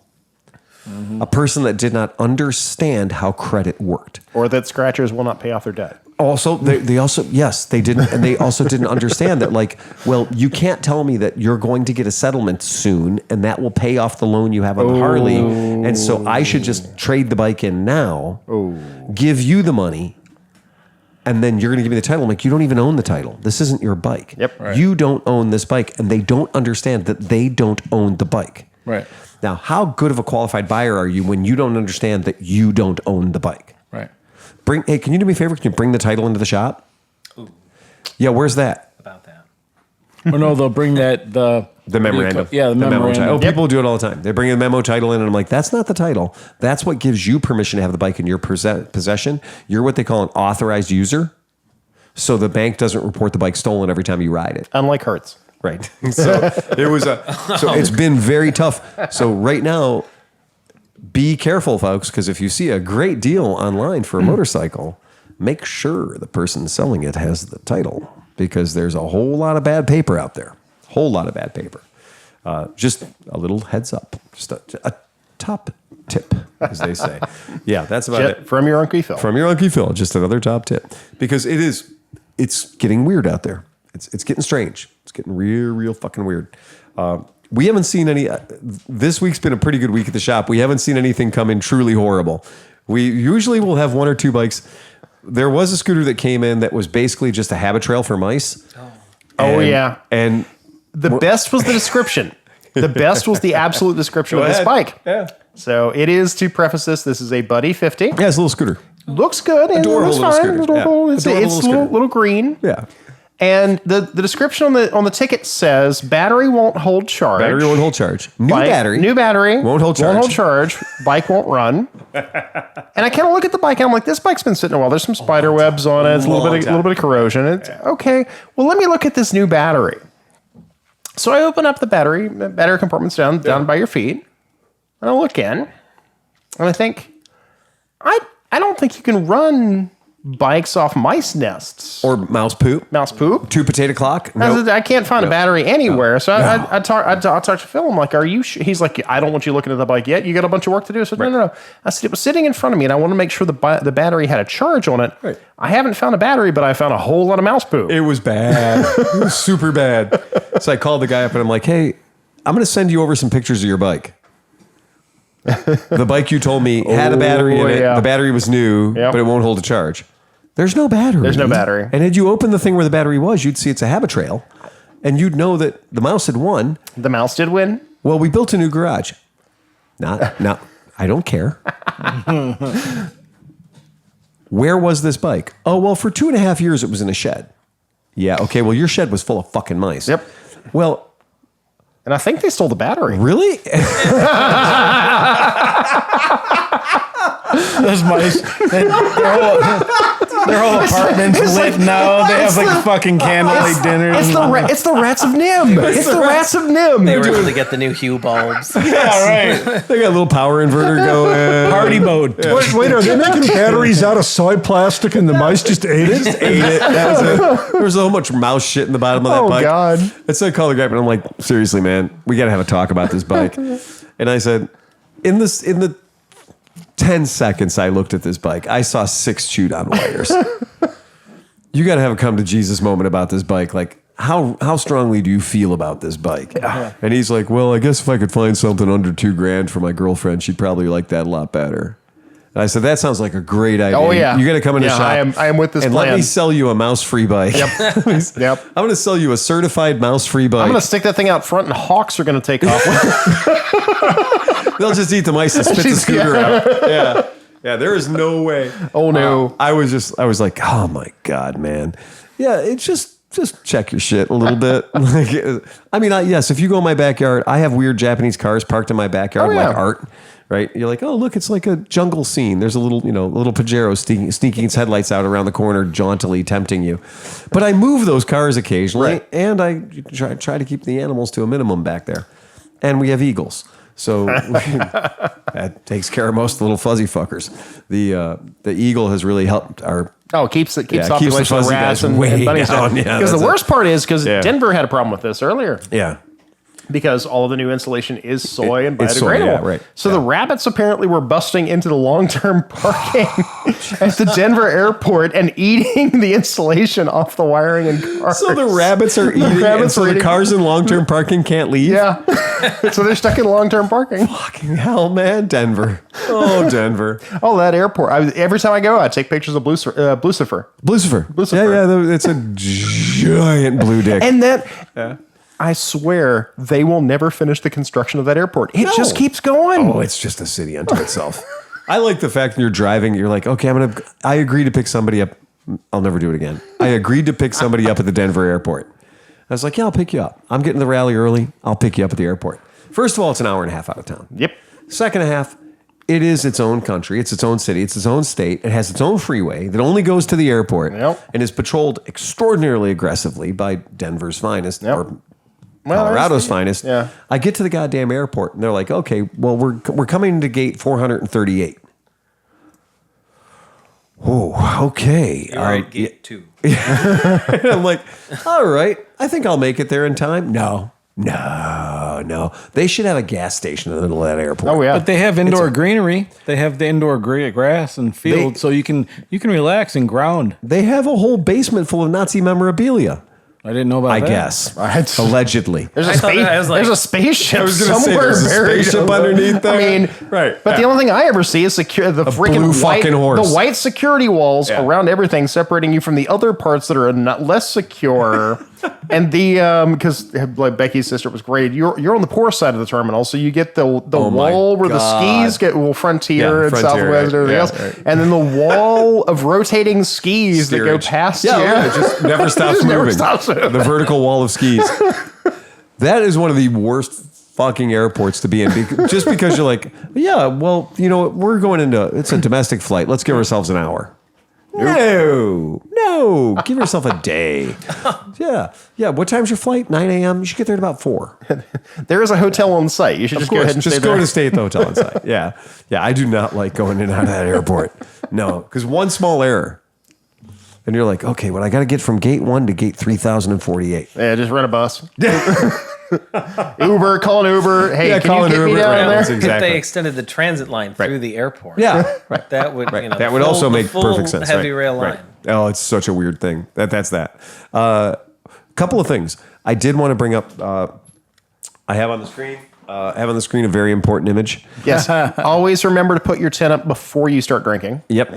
No, that's 10 again. That is pop-up-ageddon. Yeah. That is what happens at Mid-Ohio when the 90-mile-an-hour typhoon, because it was microburst. Yeah. That's what happens when it actually does show up. And it does. Just, guys, if this is your first one, don't be these guys.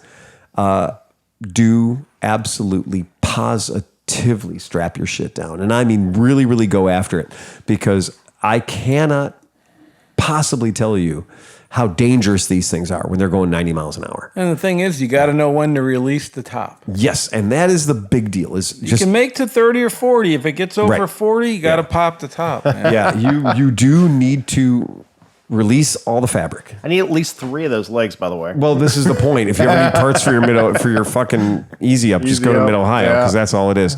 But the other thing too is I did want to say this is a good time to have motocross boots.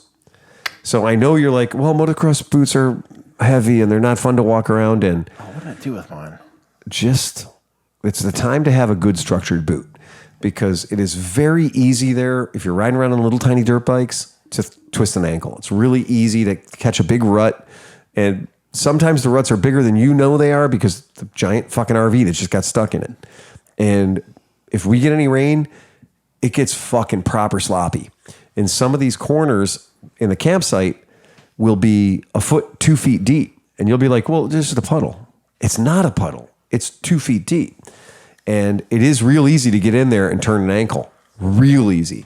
And so be prepared for that shit. Or plus, if you break your foot, you can just wear the boot for the rest of the week. That's what I did. I said, what I'm fuck it. saying, I man. broke my foot. I broke my foot going into it. Yeah. And I broke my foot like a day before Mid-Ohio. So I went with that heavy boot. And I went and got an x-ray and the doctor was like, it's broken. And I went, yeah, it's broken. He goes, and I said, so what are we going to do about this? And he goes, we're going to put you in a boot. And I said, I have those. I got boots like you never motherfucking seen, dude. And so I did. I went and got my motocross boots and cinched it up tight. And it turns out that is the right way to do Mid-Ohio. It really is, because when you're in the swap meet, other people on dirt bikes might run into your legs. And if you're wearing flip-flops or you're wearing Crocs, when somebody else runs their little PW50 into your ankle, you're going to bleed.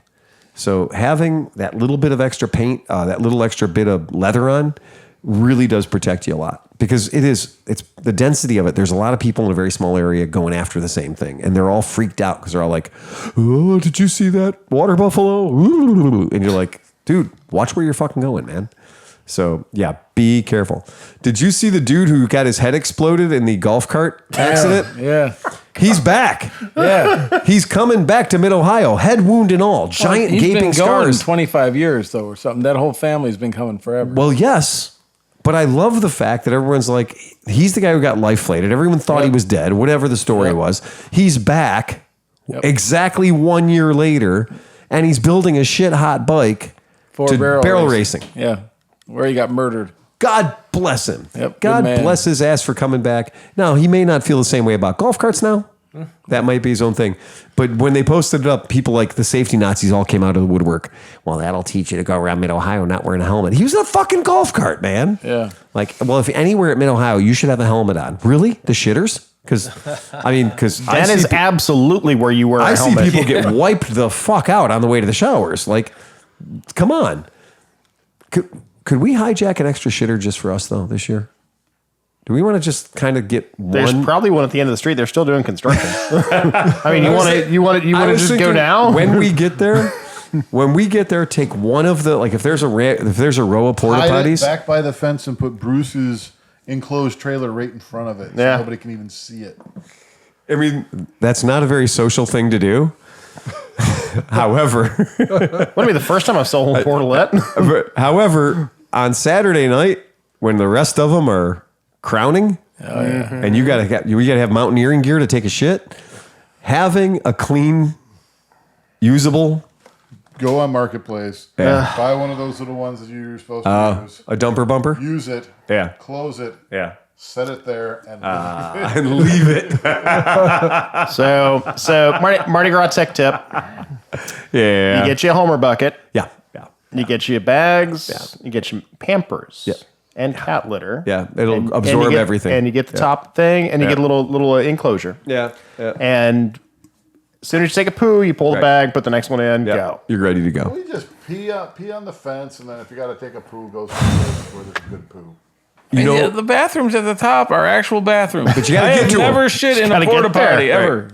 me too. But the problem is, I like coffee in the morning. Yeah. But then once the coffee light is lit, we're running a very fine margin. Yeah, at that you point. got to time shit The right. shitter in my RV, man. You're more than welcome. Yeah. I get it. Oh, I'm gonna lay a rope. But I will not. But I will not poop in another Go man's in the RV. tank, There's and no way. before I leave, Yep. I'm going to pull the fucking. That's It's not how it gonna goes. matter. The whole field is poo anyway. It's exactly right. Yeah. You know what comes out?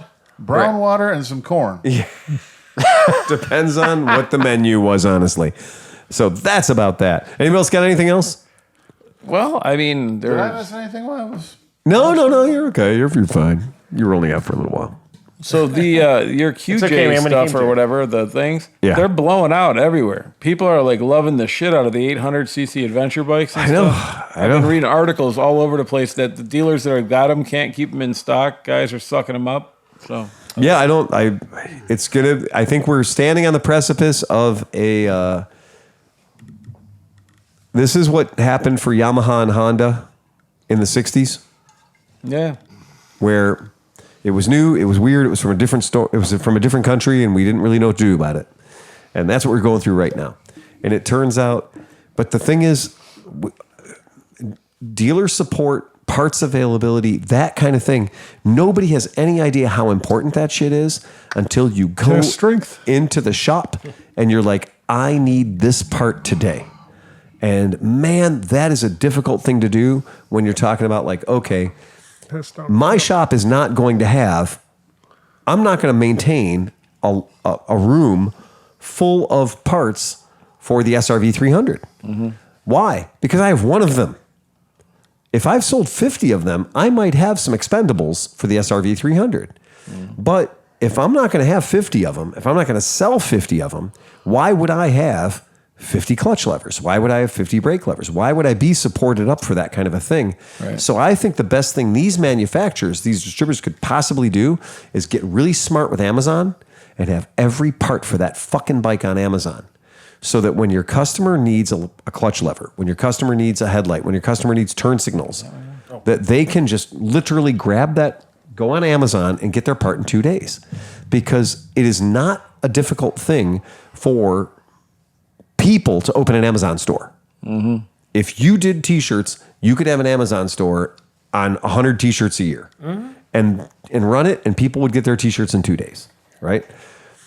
If you're a motorcycle distributor, technically a manufacturer, there's no reason why you shouldn't have the clutch levers and the brake levers and everything else available on Amazon. Why? Because the customer's going to come in and say, I need a brake lever, and you're going to say, I'll have it for you in 2 weeks. I would hazard that it's already on Amazon because they're probably not using anything that proprietary that you couldn't just say, oh, I wanted to, you know what I mean? Like it's Well, then let your dealer know what those proprietary cross-referencing parts are. Because if you don't, then we run into a problem with like zero electric motorcycles. Their brake levers are very fucking weird. J1 brake levers. And they're really fucking expensive. We're talking over $100.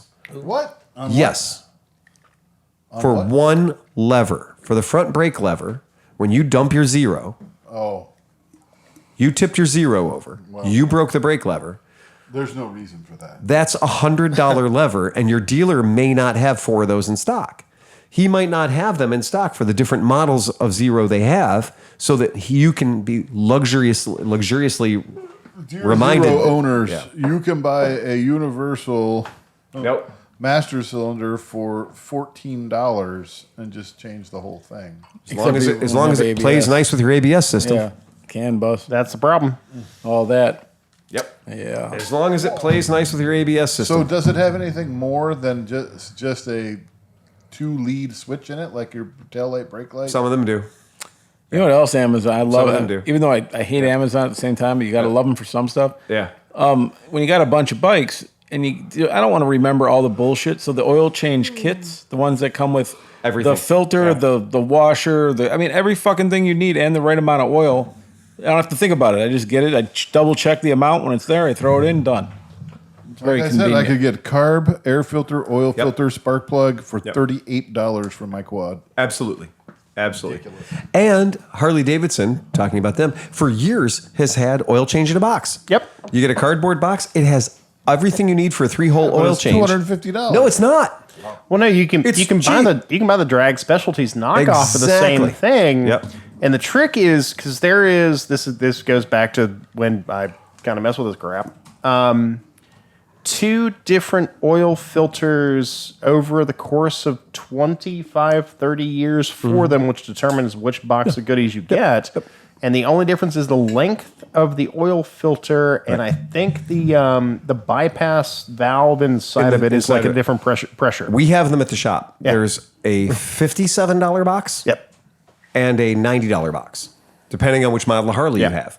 And that's everything you need in the box to do a 3-hole oil change.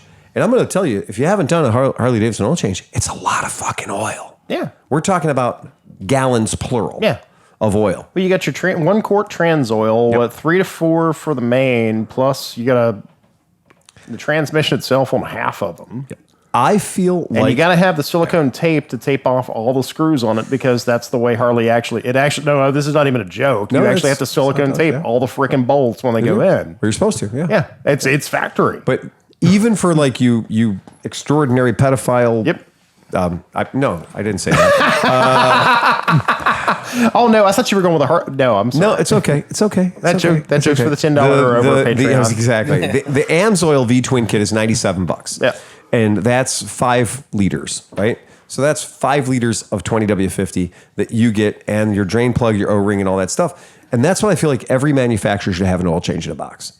You should be able to say, I need an HF 137 for a Honda Shadow 750. Yeah, well, but I need an oil change in a box. And because here's the thing. Yeah. Like sometimes the place that you go, even ClevelandMoto or whatever, it's not your fault. There's a lot of bikes out there. You'll have 90% of what you need, but not the one little thing. Yeah. And then you can't do it that day anyways. Right.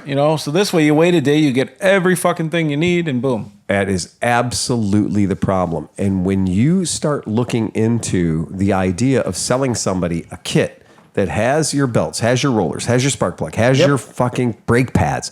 The idea of having a maintenance kit or a service kit that literally has every single fucking part number in it, that's pretty smart. Well, since Robot was here yesterday, I have to bring this up. Scooter West sells a complete kit to do your belt, roller weights, sliders, and typically the nut, which nobody ever does. Nobody ever changes. Yep. But all in one kit, and that was when we were in New Orleans. That was all we would stock. Was just 2 or 3 of those kits, and then when we used it, we would as soon as we used one, we'd order it. It'd be back in stock, done and go. I love the fact that on the new Primaveras, it's such a bite in the ass that they actually give you a syringe now. Yeah.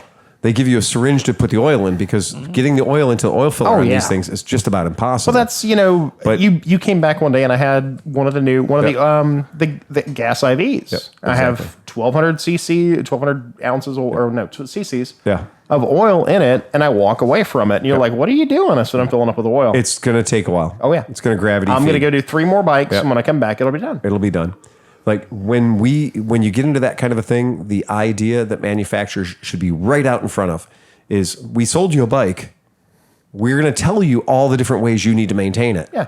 Well, just go one step further and give me the O-rings, give me the gaskets, give me the filter, give me the shit I need, put it into a bag, and give it a part number, and I'll order 20 of those bags. And Harley has done it, because this is the AMSOIL branded one, but Harley has their own special cardboard box with Harley-Davidson logo and the whole 9 yards on it. It probably has fake oil stains on the side of it. You laugh. It comes with a Harley-Davidson bandana. It looks. It already has oil stains. Oh no, that costs an extra $15.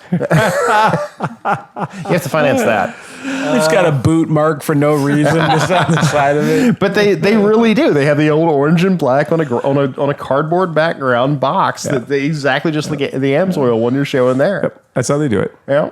It is true that the Harley-Davidson one is $30 more. Yeah. I thought that was. I honestly thought that was made up, but it's not. It's true. It's probably not even synthetic. Exactly $30 more. Yeah. But it's funny. I'm surprised it's not like Tom said originally, like $500 because it says Harley on it. But that's that idea is, that right to repair. Yep. Right. The right to repair thing is very strong with us. Yep. We love that we can do that and we should do that. Yeah. Oh, hey, hold on. Yeah, go ahead.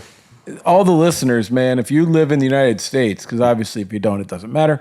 But the guys to them. Did that guy ever get his fuel pump? Actually, no. But what I'm getting at is, if you haven't taken the time, please, man. There's the right to repair forms. Right, if you look it up on the thing, send letters in. Right now, they're accepting letters up until July 29th or something coming up. So you only have a week or 2 left to do it. But if they don't get enough letters and stuff, this could shut down a lot of shit, man. I'd probably lose my job. So please send some letters in, man. We're not joking. Yeah, I know. No, that is a legitimate thing because I think it's Massachusetts has passed right to repair. Right. Yeah. But the federal government is taking, they've not passed right to repair. So there's this huge thing. And considering the Supreme Court is a giant bundle of shit right now. It is. Patreon members, Nick Childs. Do you guys have a preferred motorcycle leak down tester? Lots of shady looking stuff on Amazon. However, they all appear to be the same design as the $160 Bike Master one. Yeah, they are. Yeah. And they pretty much are. Yeah. Every leak down tester that I've ever owned. The Schrader valve always fails. Yes, the Schrader's just. Yeah. There's just things about owning them that they just go with the thing. They have they have $30 one. Honestly. Don't you just buy the freeze plug block off kit? The rubber thing with the thing. The thing with the thing and the thing. There's a lot of different ways that you can do a leak down test. If you do feel like you're going to need to do it more than once and that you need to own the device on your own, Rocky Mountain ATV, the Motion Pro one is $100. And the Motion Pro one is what we have at the shop. Yeah, Motion Pro tends to make really good stuff. They do. And it's literally $100. Yeah. So if you're going to do the job more than once, the Motion Pro one really works well. Like I got a bunch of Motion Pro stuff. Yep. And it's also one of those things where it's only $100, so you're like, well, I dropped it on the floor and rolled over it with my ATV, so let's just buy another one. Yeah. The Motion this is one of those things where I've had a bunch of them. One of the reasons I like the Motion Pro one is because it comes in a fucking tackle box. Yep. So it is literally the way to go. Ready to go, and it has the 3 different inserts. Yep. I like the Motion Pro one. That's the one that if you say which one am I going to buy for $100, it's going to be the Motion Pro one. They have a good enough reputation as far as their name goes. They're not going to sell a bunch of crap. No, we've had pretty good luck with our. It's like that prosumer quality. Yeah. It's like, it's not the thing that the shop down the street has been using for 30 years. Honestly, it probably is. But it's a good quality thing. So if you are looking at doing that, it's really easy to use. In the old owner's manuals, it would tell you, take a certain volume of oil, put it in the spark plug hole, set your watch or set your sundial, and then go do something and come back and measure how much oil left the cylinder. That's your leak down test. Is time over fluid lost through the rings. That is not a good way to do a leak down. I was going to say, it seems like a lot of work. And it's just, it doesn't effectively achieve your goal. It's what it comes down to. If you're going to do a real leak down, don't you have to take the carb and the exhaust pipe off and everything? Cork everything up. So now just unplug the wiring harness, pull the bolts off, tear the top end off, put a new part. I mean, like, you're already halfway. Yes. So the Motion Pro one actually gives you the best possible results for $100. Rob Capel was doing a whole thing with a Stella motor a couple weeks ago with leak down. I'm like, wow, that is even more involved than I would have ever gotten. Like plexiglass things with head bolts and you know what? It down. He found a base gasket failure, and I went, well, that's actually a really good idea.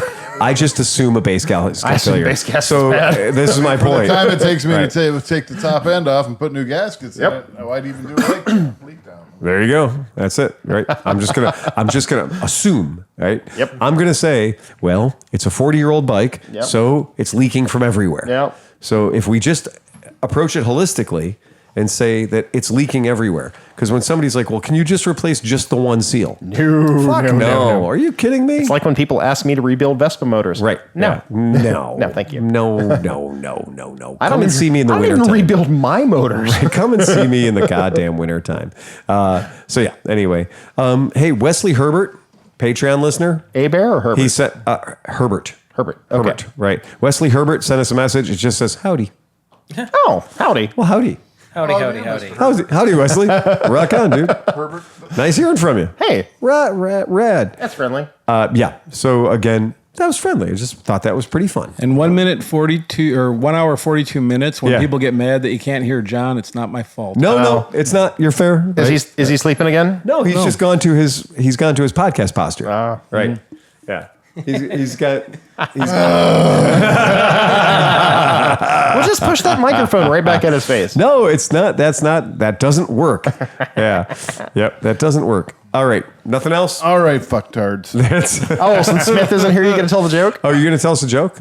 Only for the $10 and above Patreon subscribers. Right. How about Did you this? do it? How about this? I got one. You ready? Okay, go ahead. A guy's at the NBA Finals, and he's sitting there watching the game, and he looks over, and there's an empty seat. Okay. And he looks over to the guy. He goes, "Can you believe this? There's an empty seat. It's the NBA Finals. It's the last thing." He goes, "Yeah, I know." He goes, "It was my wife's seat." I was like, "What do you mean?" He goes, "We've come to the last 20 years of the NBA Finals, and she passed away recently." And I was like, "Oh man, I'm so sorry to hear that." He's like, "But couldn't you get a friend or somebody else to come and just at least to keep you company?" He goes, "No, they're all at her funeral." Okay, I do have one. I got one. All right. Classic Liberace. What's better than roses on my piano? Tulips on your organ. That's perfect. Happy belated Pride. Right. Hey, Thanks everybody for asking me about the new purchase that I made. I know nobody cares about it, but fine. It's fine. The penis extension looks perfect. Yeah, now it's the whole 2 inches like you've always I feel like I'm not even on this. Sleepy told us about his new purchase. Well, Yeah, nobody prodded me. I'm sorry, John.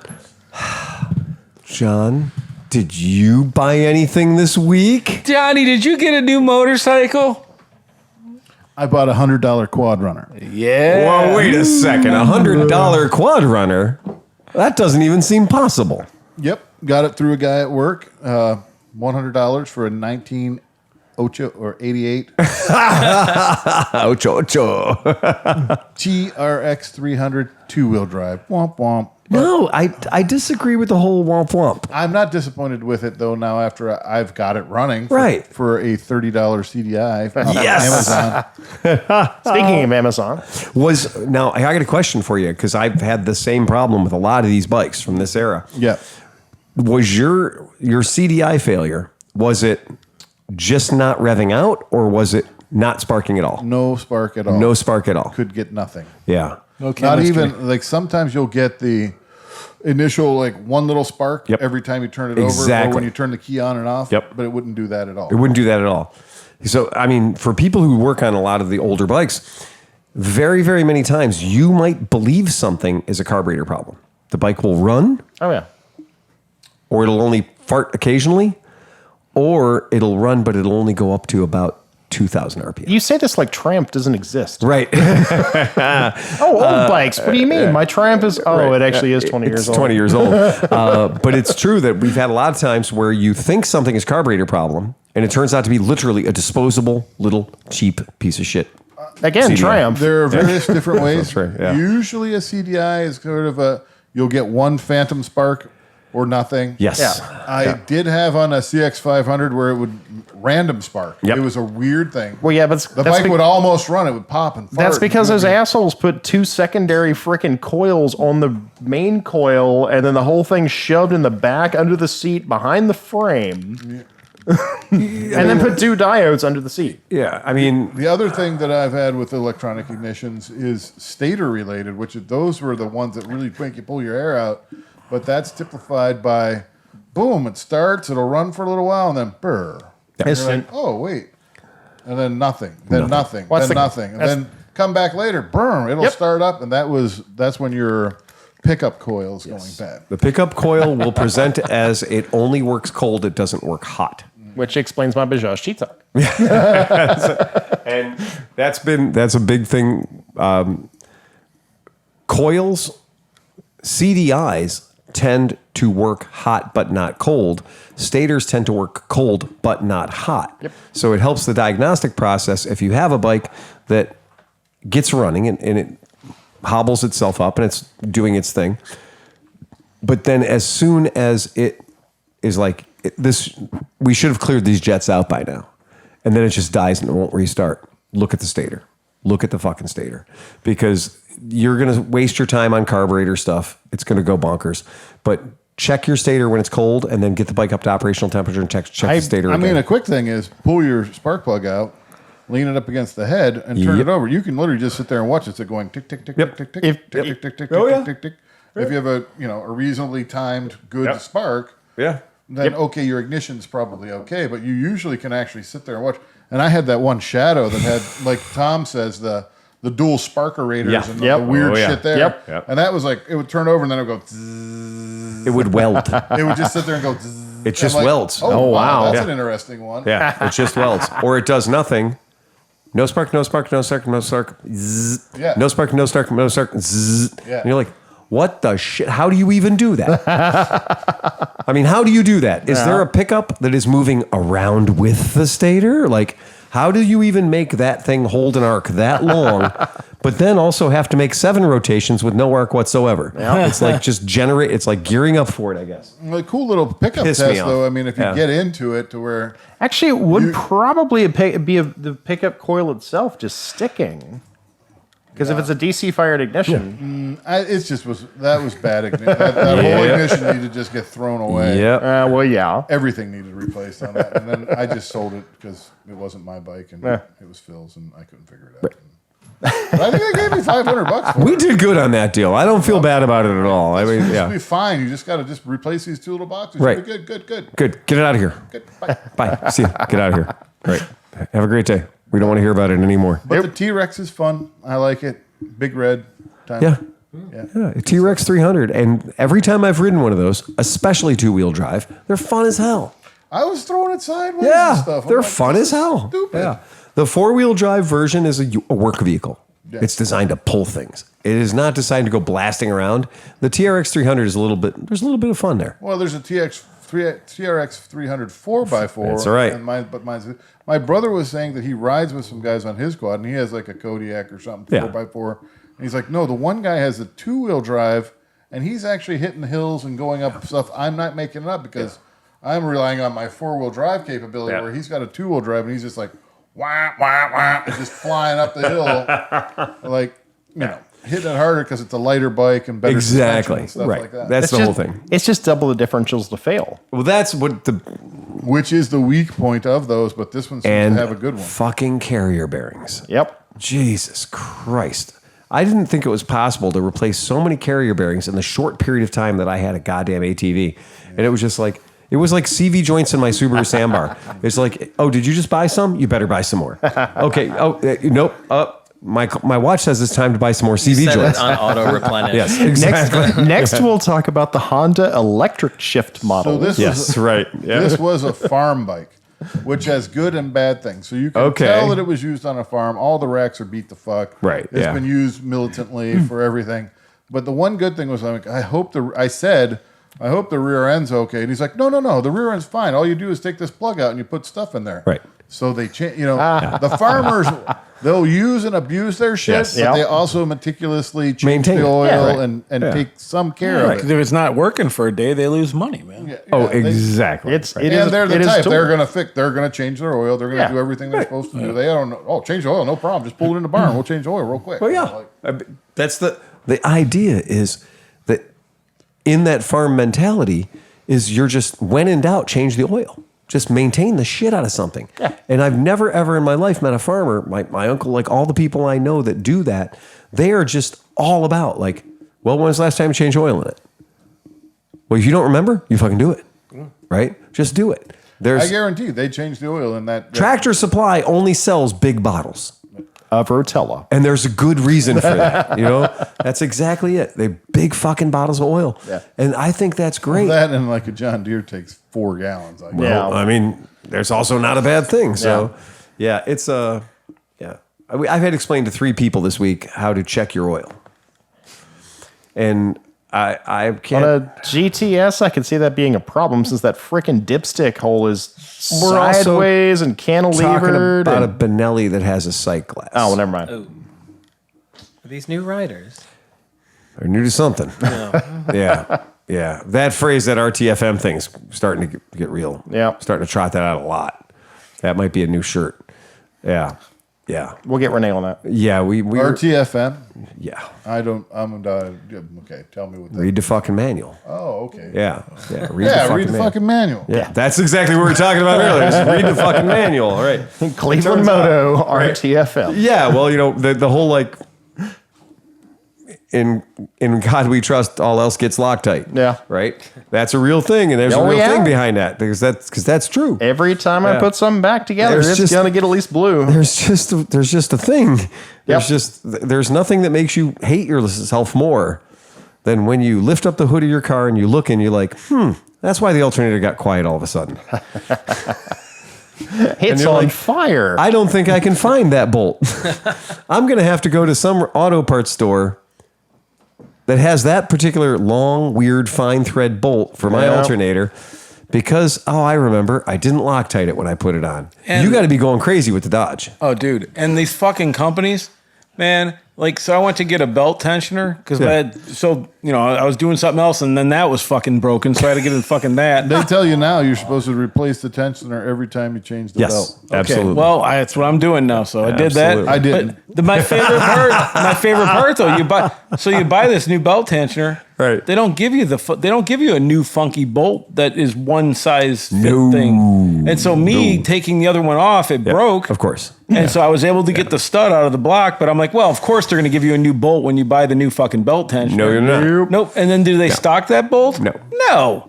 And it's a one-time use bolt because it is a stretch bolt. Right, exactly. Yeah. Motherfuckers. Similar, not necessarily motorcycle part related, but I had a similar experience this last week. The illumination light went out on my stovetop range. Yes. Like your burner's on. Sure. Right. And Your burner's on. Your burner's on. And I live with a 93-year-old. We can't not have that working. We have to have that working. So I went to go order the new one. So my cousin and I, we took it out, and it's, a little 2 attachment, whatever contact thing. But the red lens on top of it, the new parts don't come with the red lens to tint the light.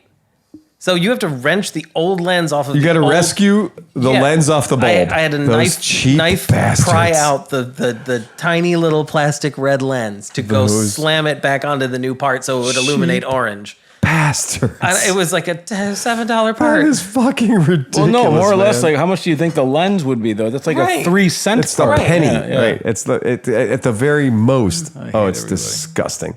It is disgusting. Yeah. John talked about his new bike. I want to talk about mine. Oh, that's right. You got a new bike too. Everyone's got new bikes. All right. What you got, Dan? Maybe we can save that for next week. No. Not at all. Not at all. I feel left out. So wait, this is the It's a 1977 Yamaha XS 400.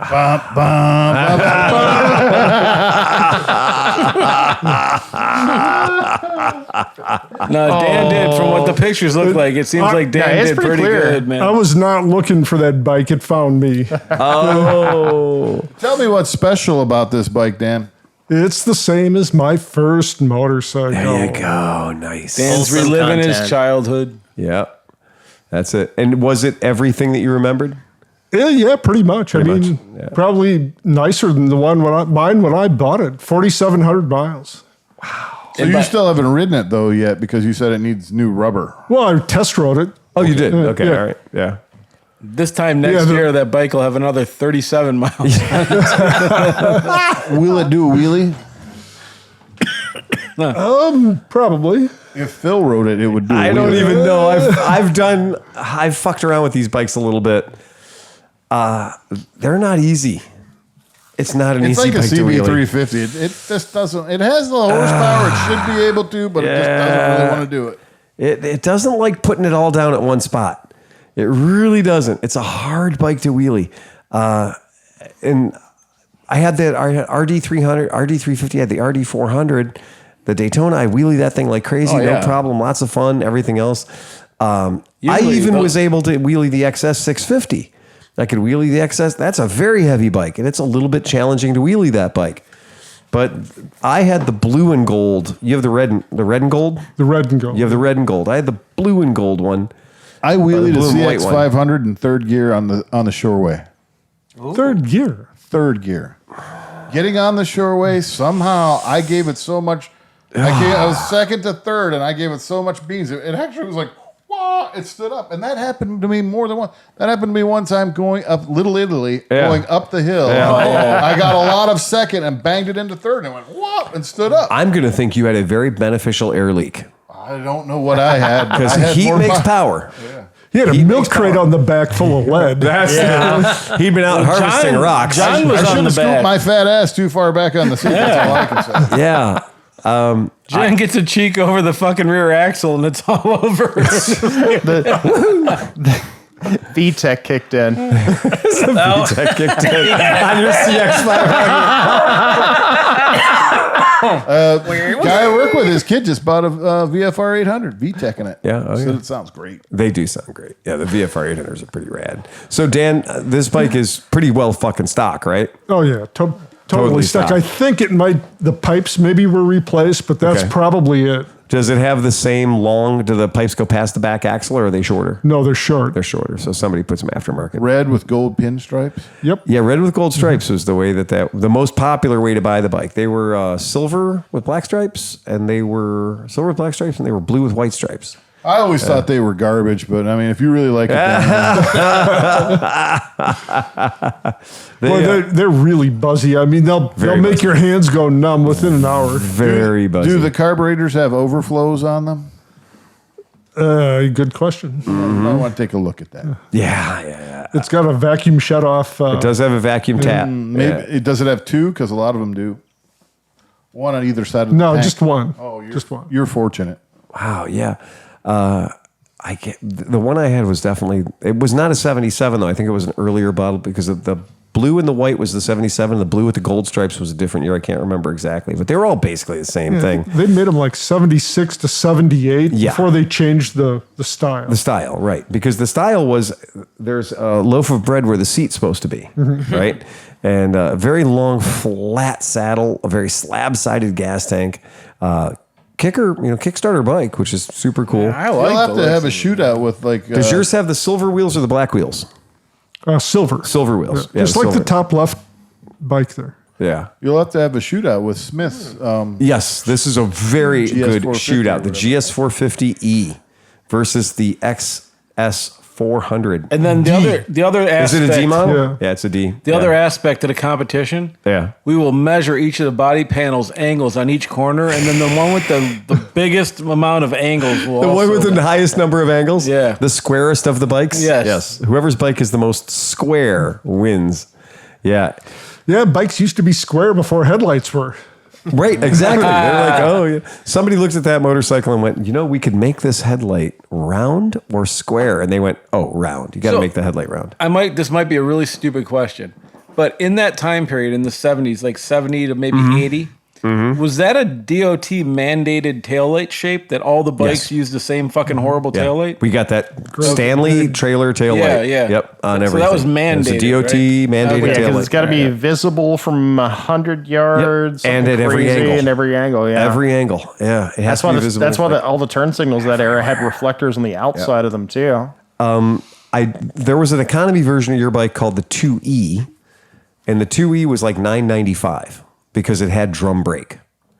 So it was still the twin, but it was a cheaped out twin, and it had an actual drum brake on it. Oh, it's the And Ducati Monster Dark. I remember when these were out because it was this idea was they had built an actual value edition because it was too expensive compared to the two strokes. It was too expensive compared to the Kawasaki's. So they were like, well, how can we level the playing field? Let's make a cheap one.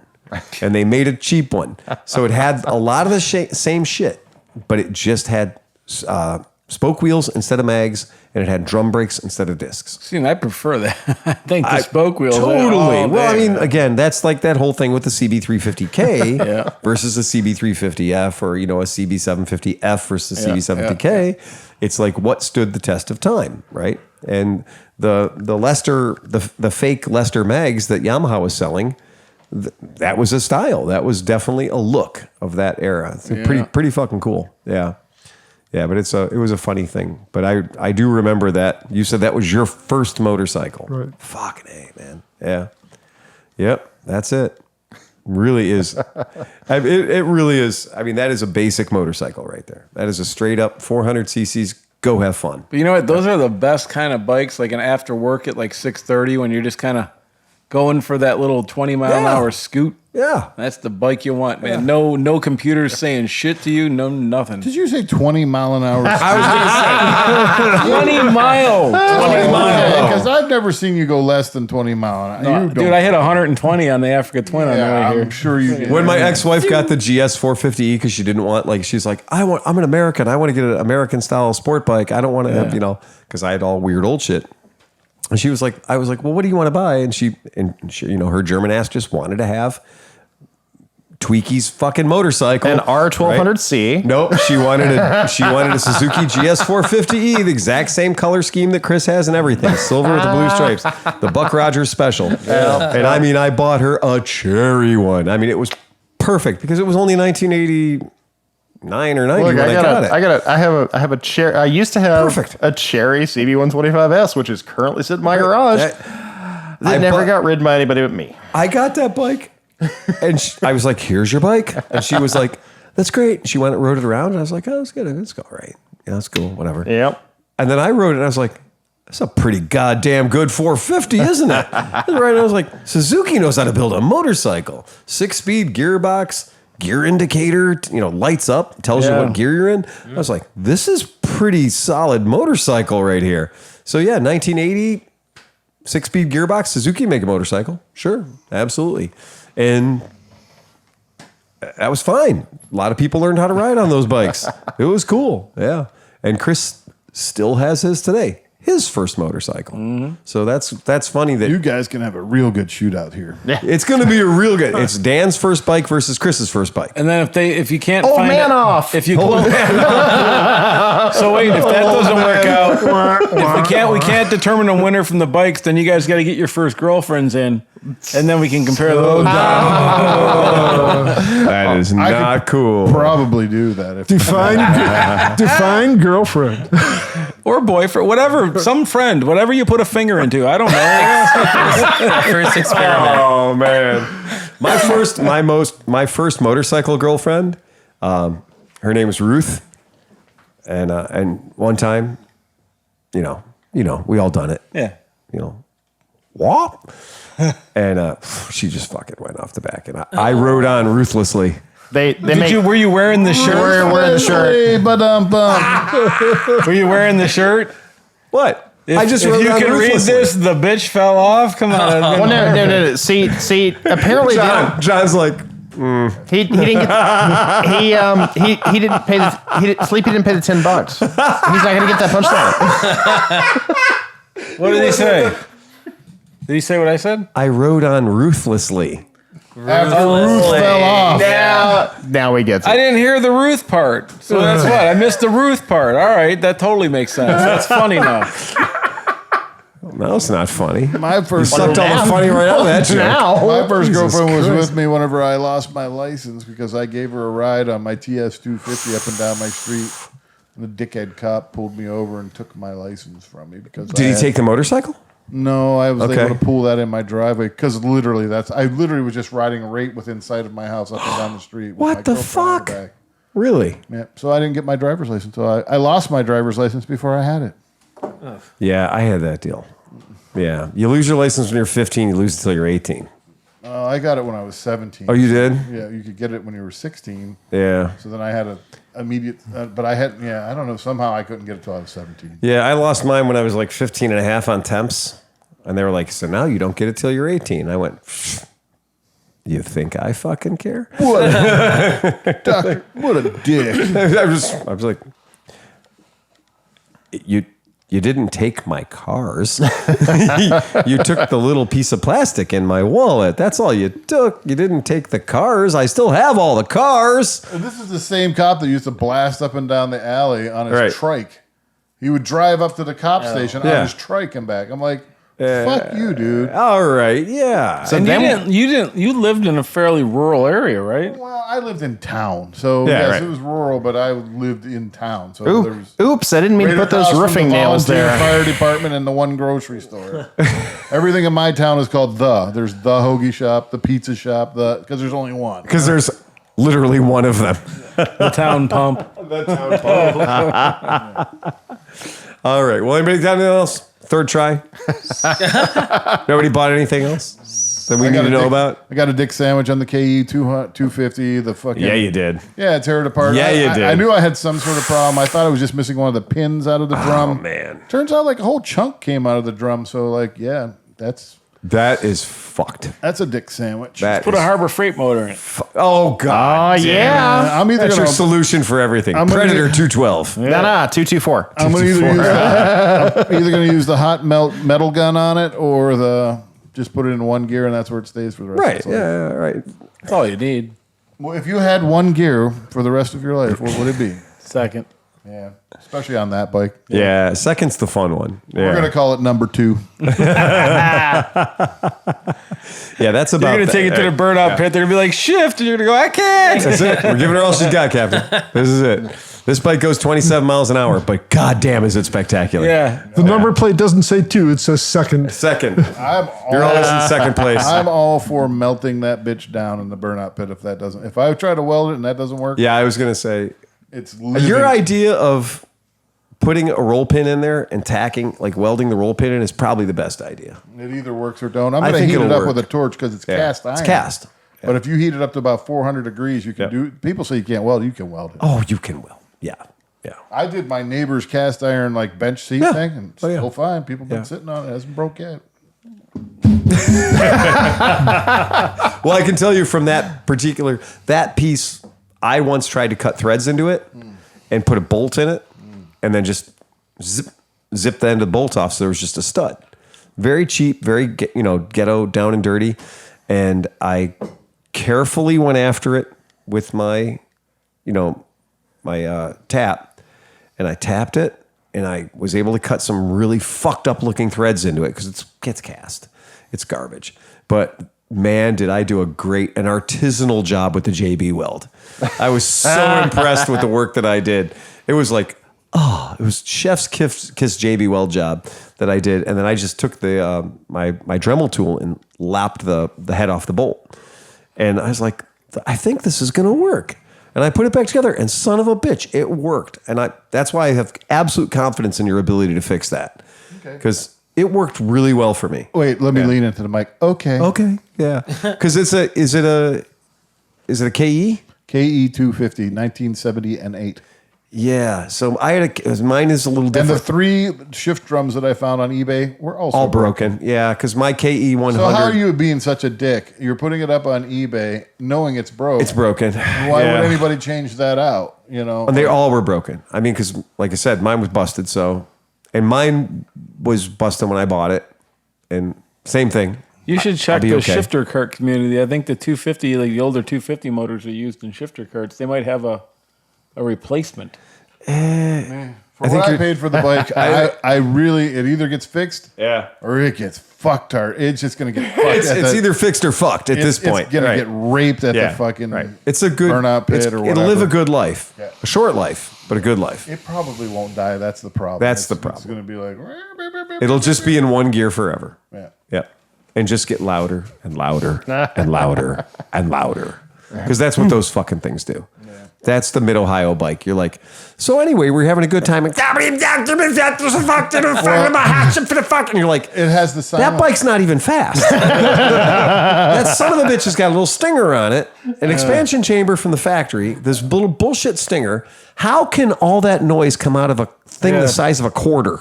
Well, that's what this dude had, an RM 125 Yeah, for sale, another one. 1980, whatever. I'm like, hell, man. was the one that I had in the posters when I was a kid, Yeah. so I have a soft spot. Yeah. But I just remembered, and the fucking exhaust. It's like, it looks like a paper towel tube. Yes, with a limp exactly. dick hanging out the back. That's exactly it. They had like a little quarter-sized slot. Yeah. Stamped out of the end of the muffler because it could be like a spark arrestor or something, or it shot the flames away from your mom or whatever the hell it was. But the damn thing is, here we are, folks. We're 40, 50 years later. They all make the same sound. Yeah. They all sound like a skeleton jerking off in a coffee can. What That's the changed? sad part about mine is it runs great. It'll sit there and idle. It still has the baffle and everything. Yeah. In it. It's just like... Right. Yours is the only one.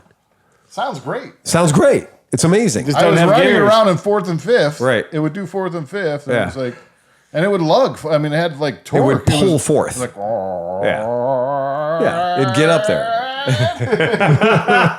On limitless over ref. It's going to go on forever. But dude, seriously, so like newer two strokes, still have expansion chambers, still have the things, and they sound like, like John said, blah, blah, blah. Right. Fucking Mid Ohio, you get these guys. It sounds like they purposely put marbles in the fucking. I don't even know. They all uncorked them. They pulled the baffle. They pulled the baffle out. They pulled the stinger out. They pulled everything out of the back of it. Which actually, if you know anything about two strokes, it fucked you.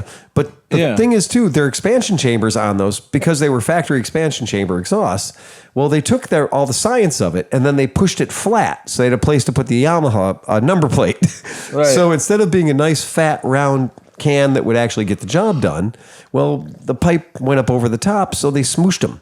And all these cans are real flat, which takes away the tonal quality, and then you pull the stinger out, and now you're going to literally have that fucking sound that's just not good. The stupidest, I think, is on this bike, and it's weird because other 78s, this one's different than the other ones I've seen. The pipe comes out, wraps up around, goes right tight to the head to the point where they've removed fins from the cylinder head so that the expansion chamber can go over the left side of the bike cylinder head, through the bike, and out the right-hand side. Out the right-hand side. It's weird. Yeah. Yeah. That's the one that goes out. It goes around the backside, not out the right side. Comes out, goes up like this, comes through the left side and through the bike and out the other side. Yeah. Yeah, that's... Sorry, I'm not talking in the microphone. But that's okay. We can hear you now. Yeah. Yeah. But that is the bike. That's the official bike of Mid-Ohio that makes that soundtrack. And you're just like, fuck you. Or the KZ fucking whatever mini bike. But I'm working overtime trying to get all the bikes running. I got that and the KL250. It's a 4-stroke Kawasaki. They're going to be running. I want them. I want them to go there. They don't necessarily need to come back. No, they don't need to come back. But if they're going to go anywhere, they need to go there. We're going to have to get a chalkboard and start going through it. That's the a good whiteboard idea. in the back. Yeah, we do. We have a whiteboard back there. We got to really figure it out. Figure out what's going on. Because it's getting like every day somebody's like... days, I think is what we're at now. We found 7 titles. Yeah. 7 fucking titles. I saw Renee found 7 titles for bikes that we're taking down there. It's amazing. And then we realized one bike that we had bought from the guy, and we're like, this is great. We got it for a song. He didn't want to fix it. We got it. It's a good running bike. It's a 250. People can use it for do all kinds of weird shit. And we're like, yeah, we got a title. And then we looked, and Merritt looked, and she goes, well, that's a memorandum title. Oh. And I went, no. Oh. This is a cool old guy. He's had this bike for 10, 15 years. There's no way he didn't pay his bike off. So today or tomorrow, Merritt's got to do the whole thing. We're calling the finance company and being like, so we have a bike here from 17 years ago. We're certain he paid his last payment, didn't he? Like, didn't he? We think he did. We have a memorandum title. Didn't he? Didn't you ever mail him the real title? Steve had to do that with the Wolf. Yeah. And he did eventually get them to send a letter that said it had been paid off. Yeah. Yeah. Merritt's good about that. She'll follow that stuff all the way through to the end, which is pretty nice. But yeah, it's cool. If there's any bike that, is going to get melted down at the burn. Oh, man. In a burnout pit, it's going to be one that's owned by the bank. I say, if you got bikes with titles, those would be on Marketplace. And that's the thing. Don't even take them. Well, here's why. When you buy something in Mid-Ohio, there is no expectation of future support for that piece of property. Yep. Yeah, it might be going to somebody in Ohio or somebody in California. Or exactly. I don't care if it goes to my neighbor. Right. And most of the buyers are there to have something to do other than walking. Yeah. Right? So if it gets them through the weekend and they didn't have to walk, that's great. But we've had people in Mid-Ohio that came back 2 days after a purchase and said, hey, that bike you sold me 3 days ago. Well, yeah. Well, I got it home and I realized it wasn't fast enough. So I want my money back. I was like, there is no money back at Mid-Ohio. Yeah. Did you get a title with this purchase? Yes. Was that title signed? Yes. Was it notarized? Yes. Then you own that bike. Well, I want my money back. You are aware this is Mid-Ohio, right? And put it on Marketplace. Take me to the People's Court. Oh, I was. Mid-Ohio is break a deal, face the wheel. Yep. Right? Mid-Ohio is barter town. That is absolutely positively. And you have to go into a deal knowing that the bike you're buying may have been made to run for the maximum duration of 2 minutes. Correct. So And just enough that you kick it and go, holy shit, it works. And it he's like, happens yep. to work. And then you go away, and then the little cotter pin that he put in that's supposed to be welded falls out, and then fucking... And people that show up at Mid-Ohio thinking it's a retail sales establishment. Right. Like, we're giving you a 5-year warranty on this shit. Yeah. No. You literally just bought it. The shift drum with a tapped M6 with the Right. cutoff. Yeah. Your warranty ends when you hand me the last bill. No. Tail light warranty. Right. No, Yeah, so if, that's I, not if, even... so no if longer this see breaks the down, tail can I light. bring it back to you? No. I haven't even told you my name. I'm not going to. Right.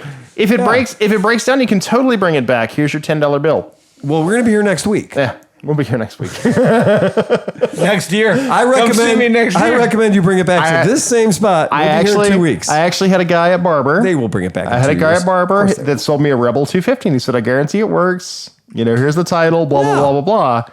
And that was the first Rebel 250 I've ever purchased that had a bad motor. Yeah.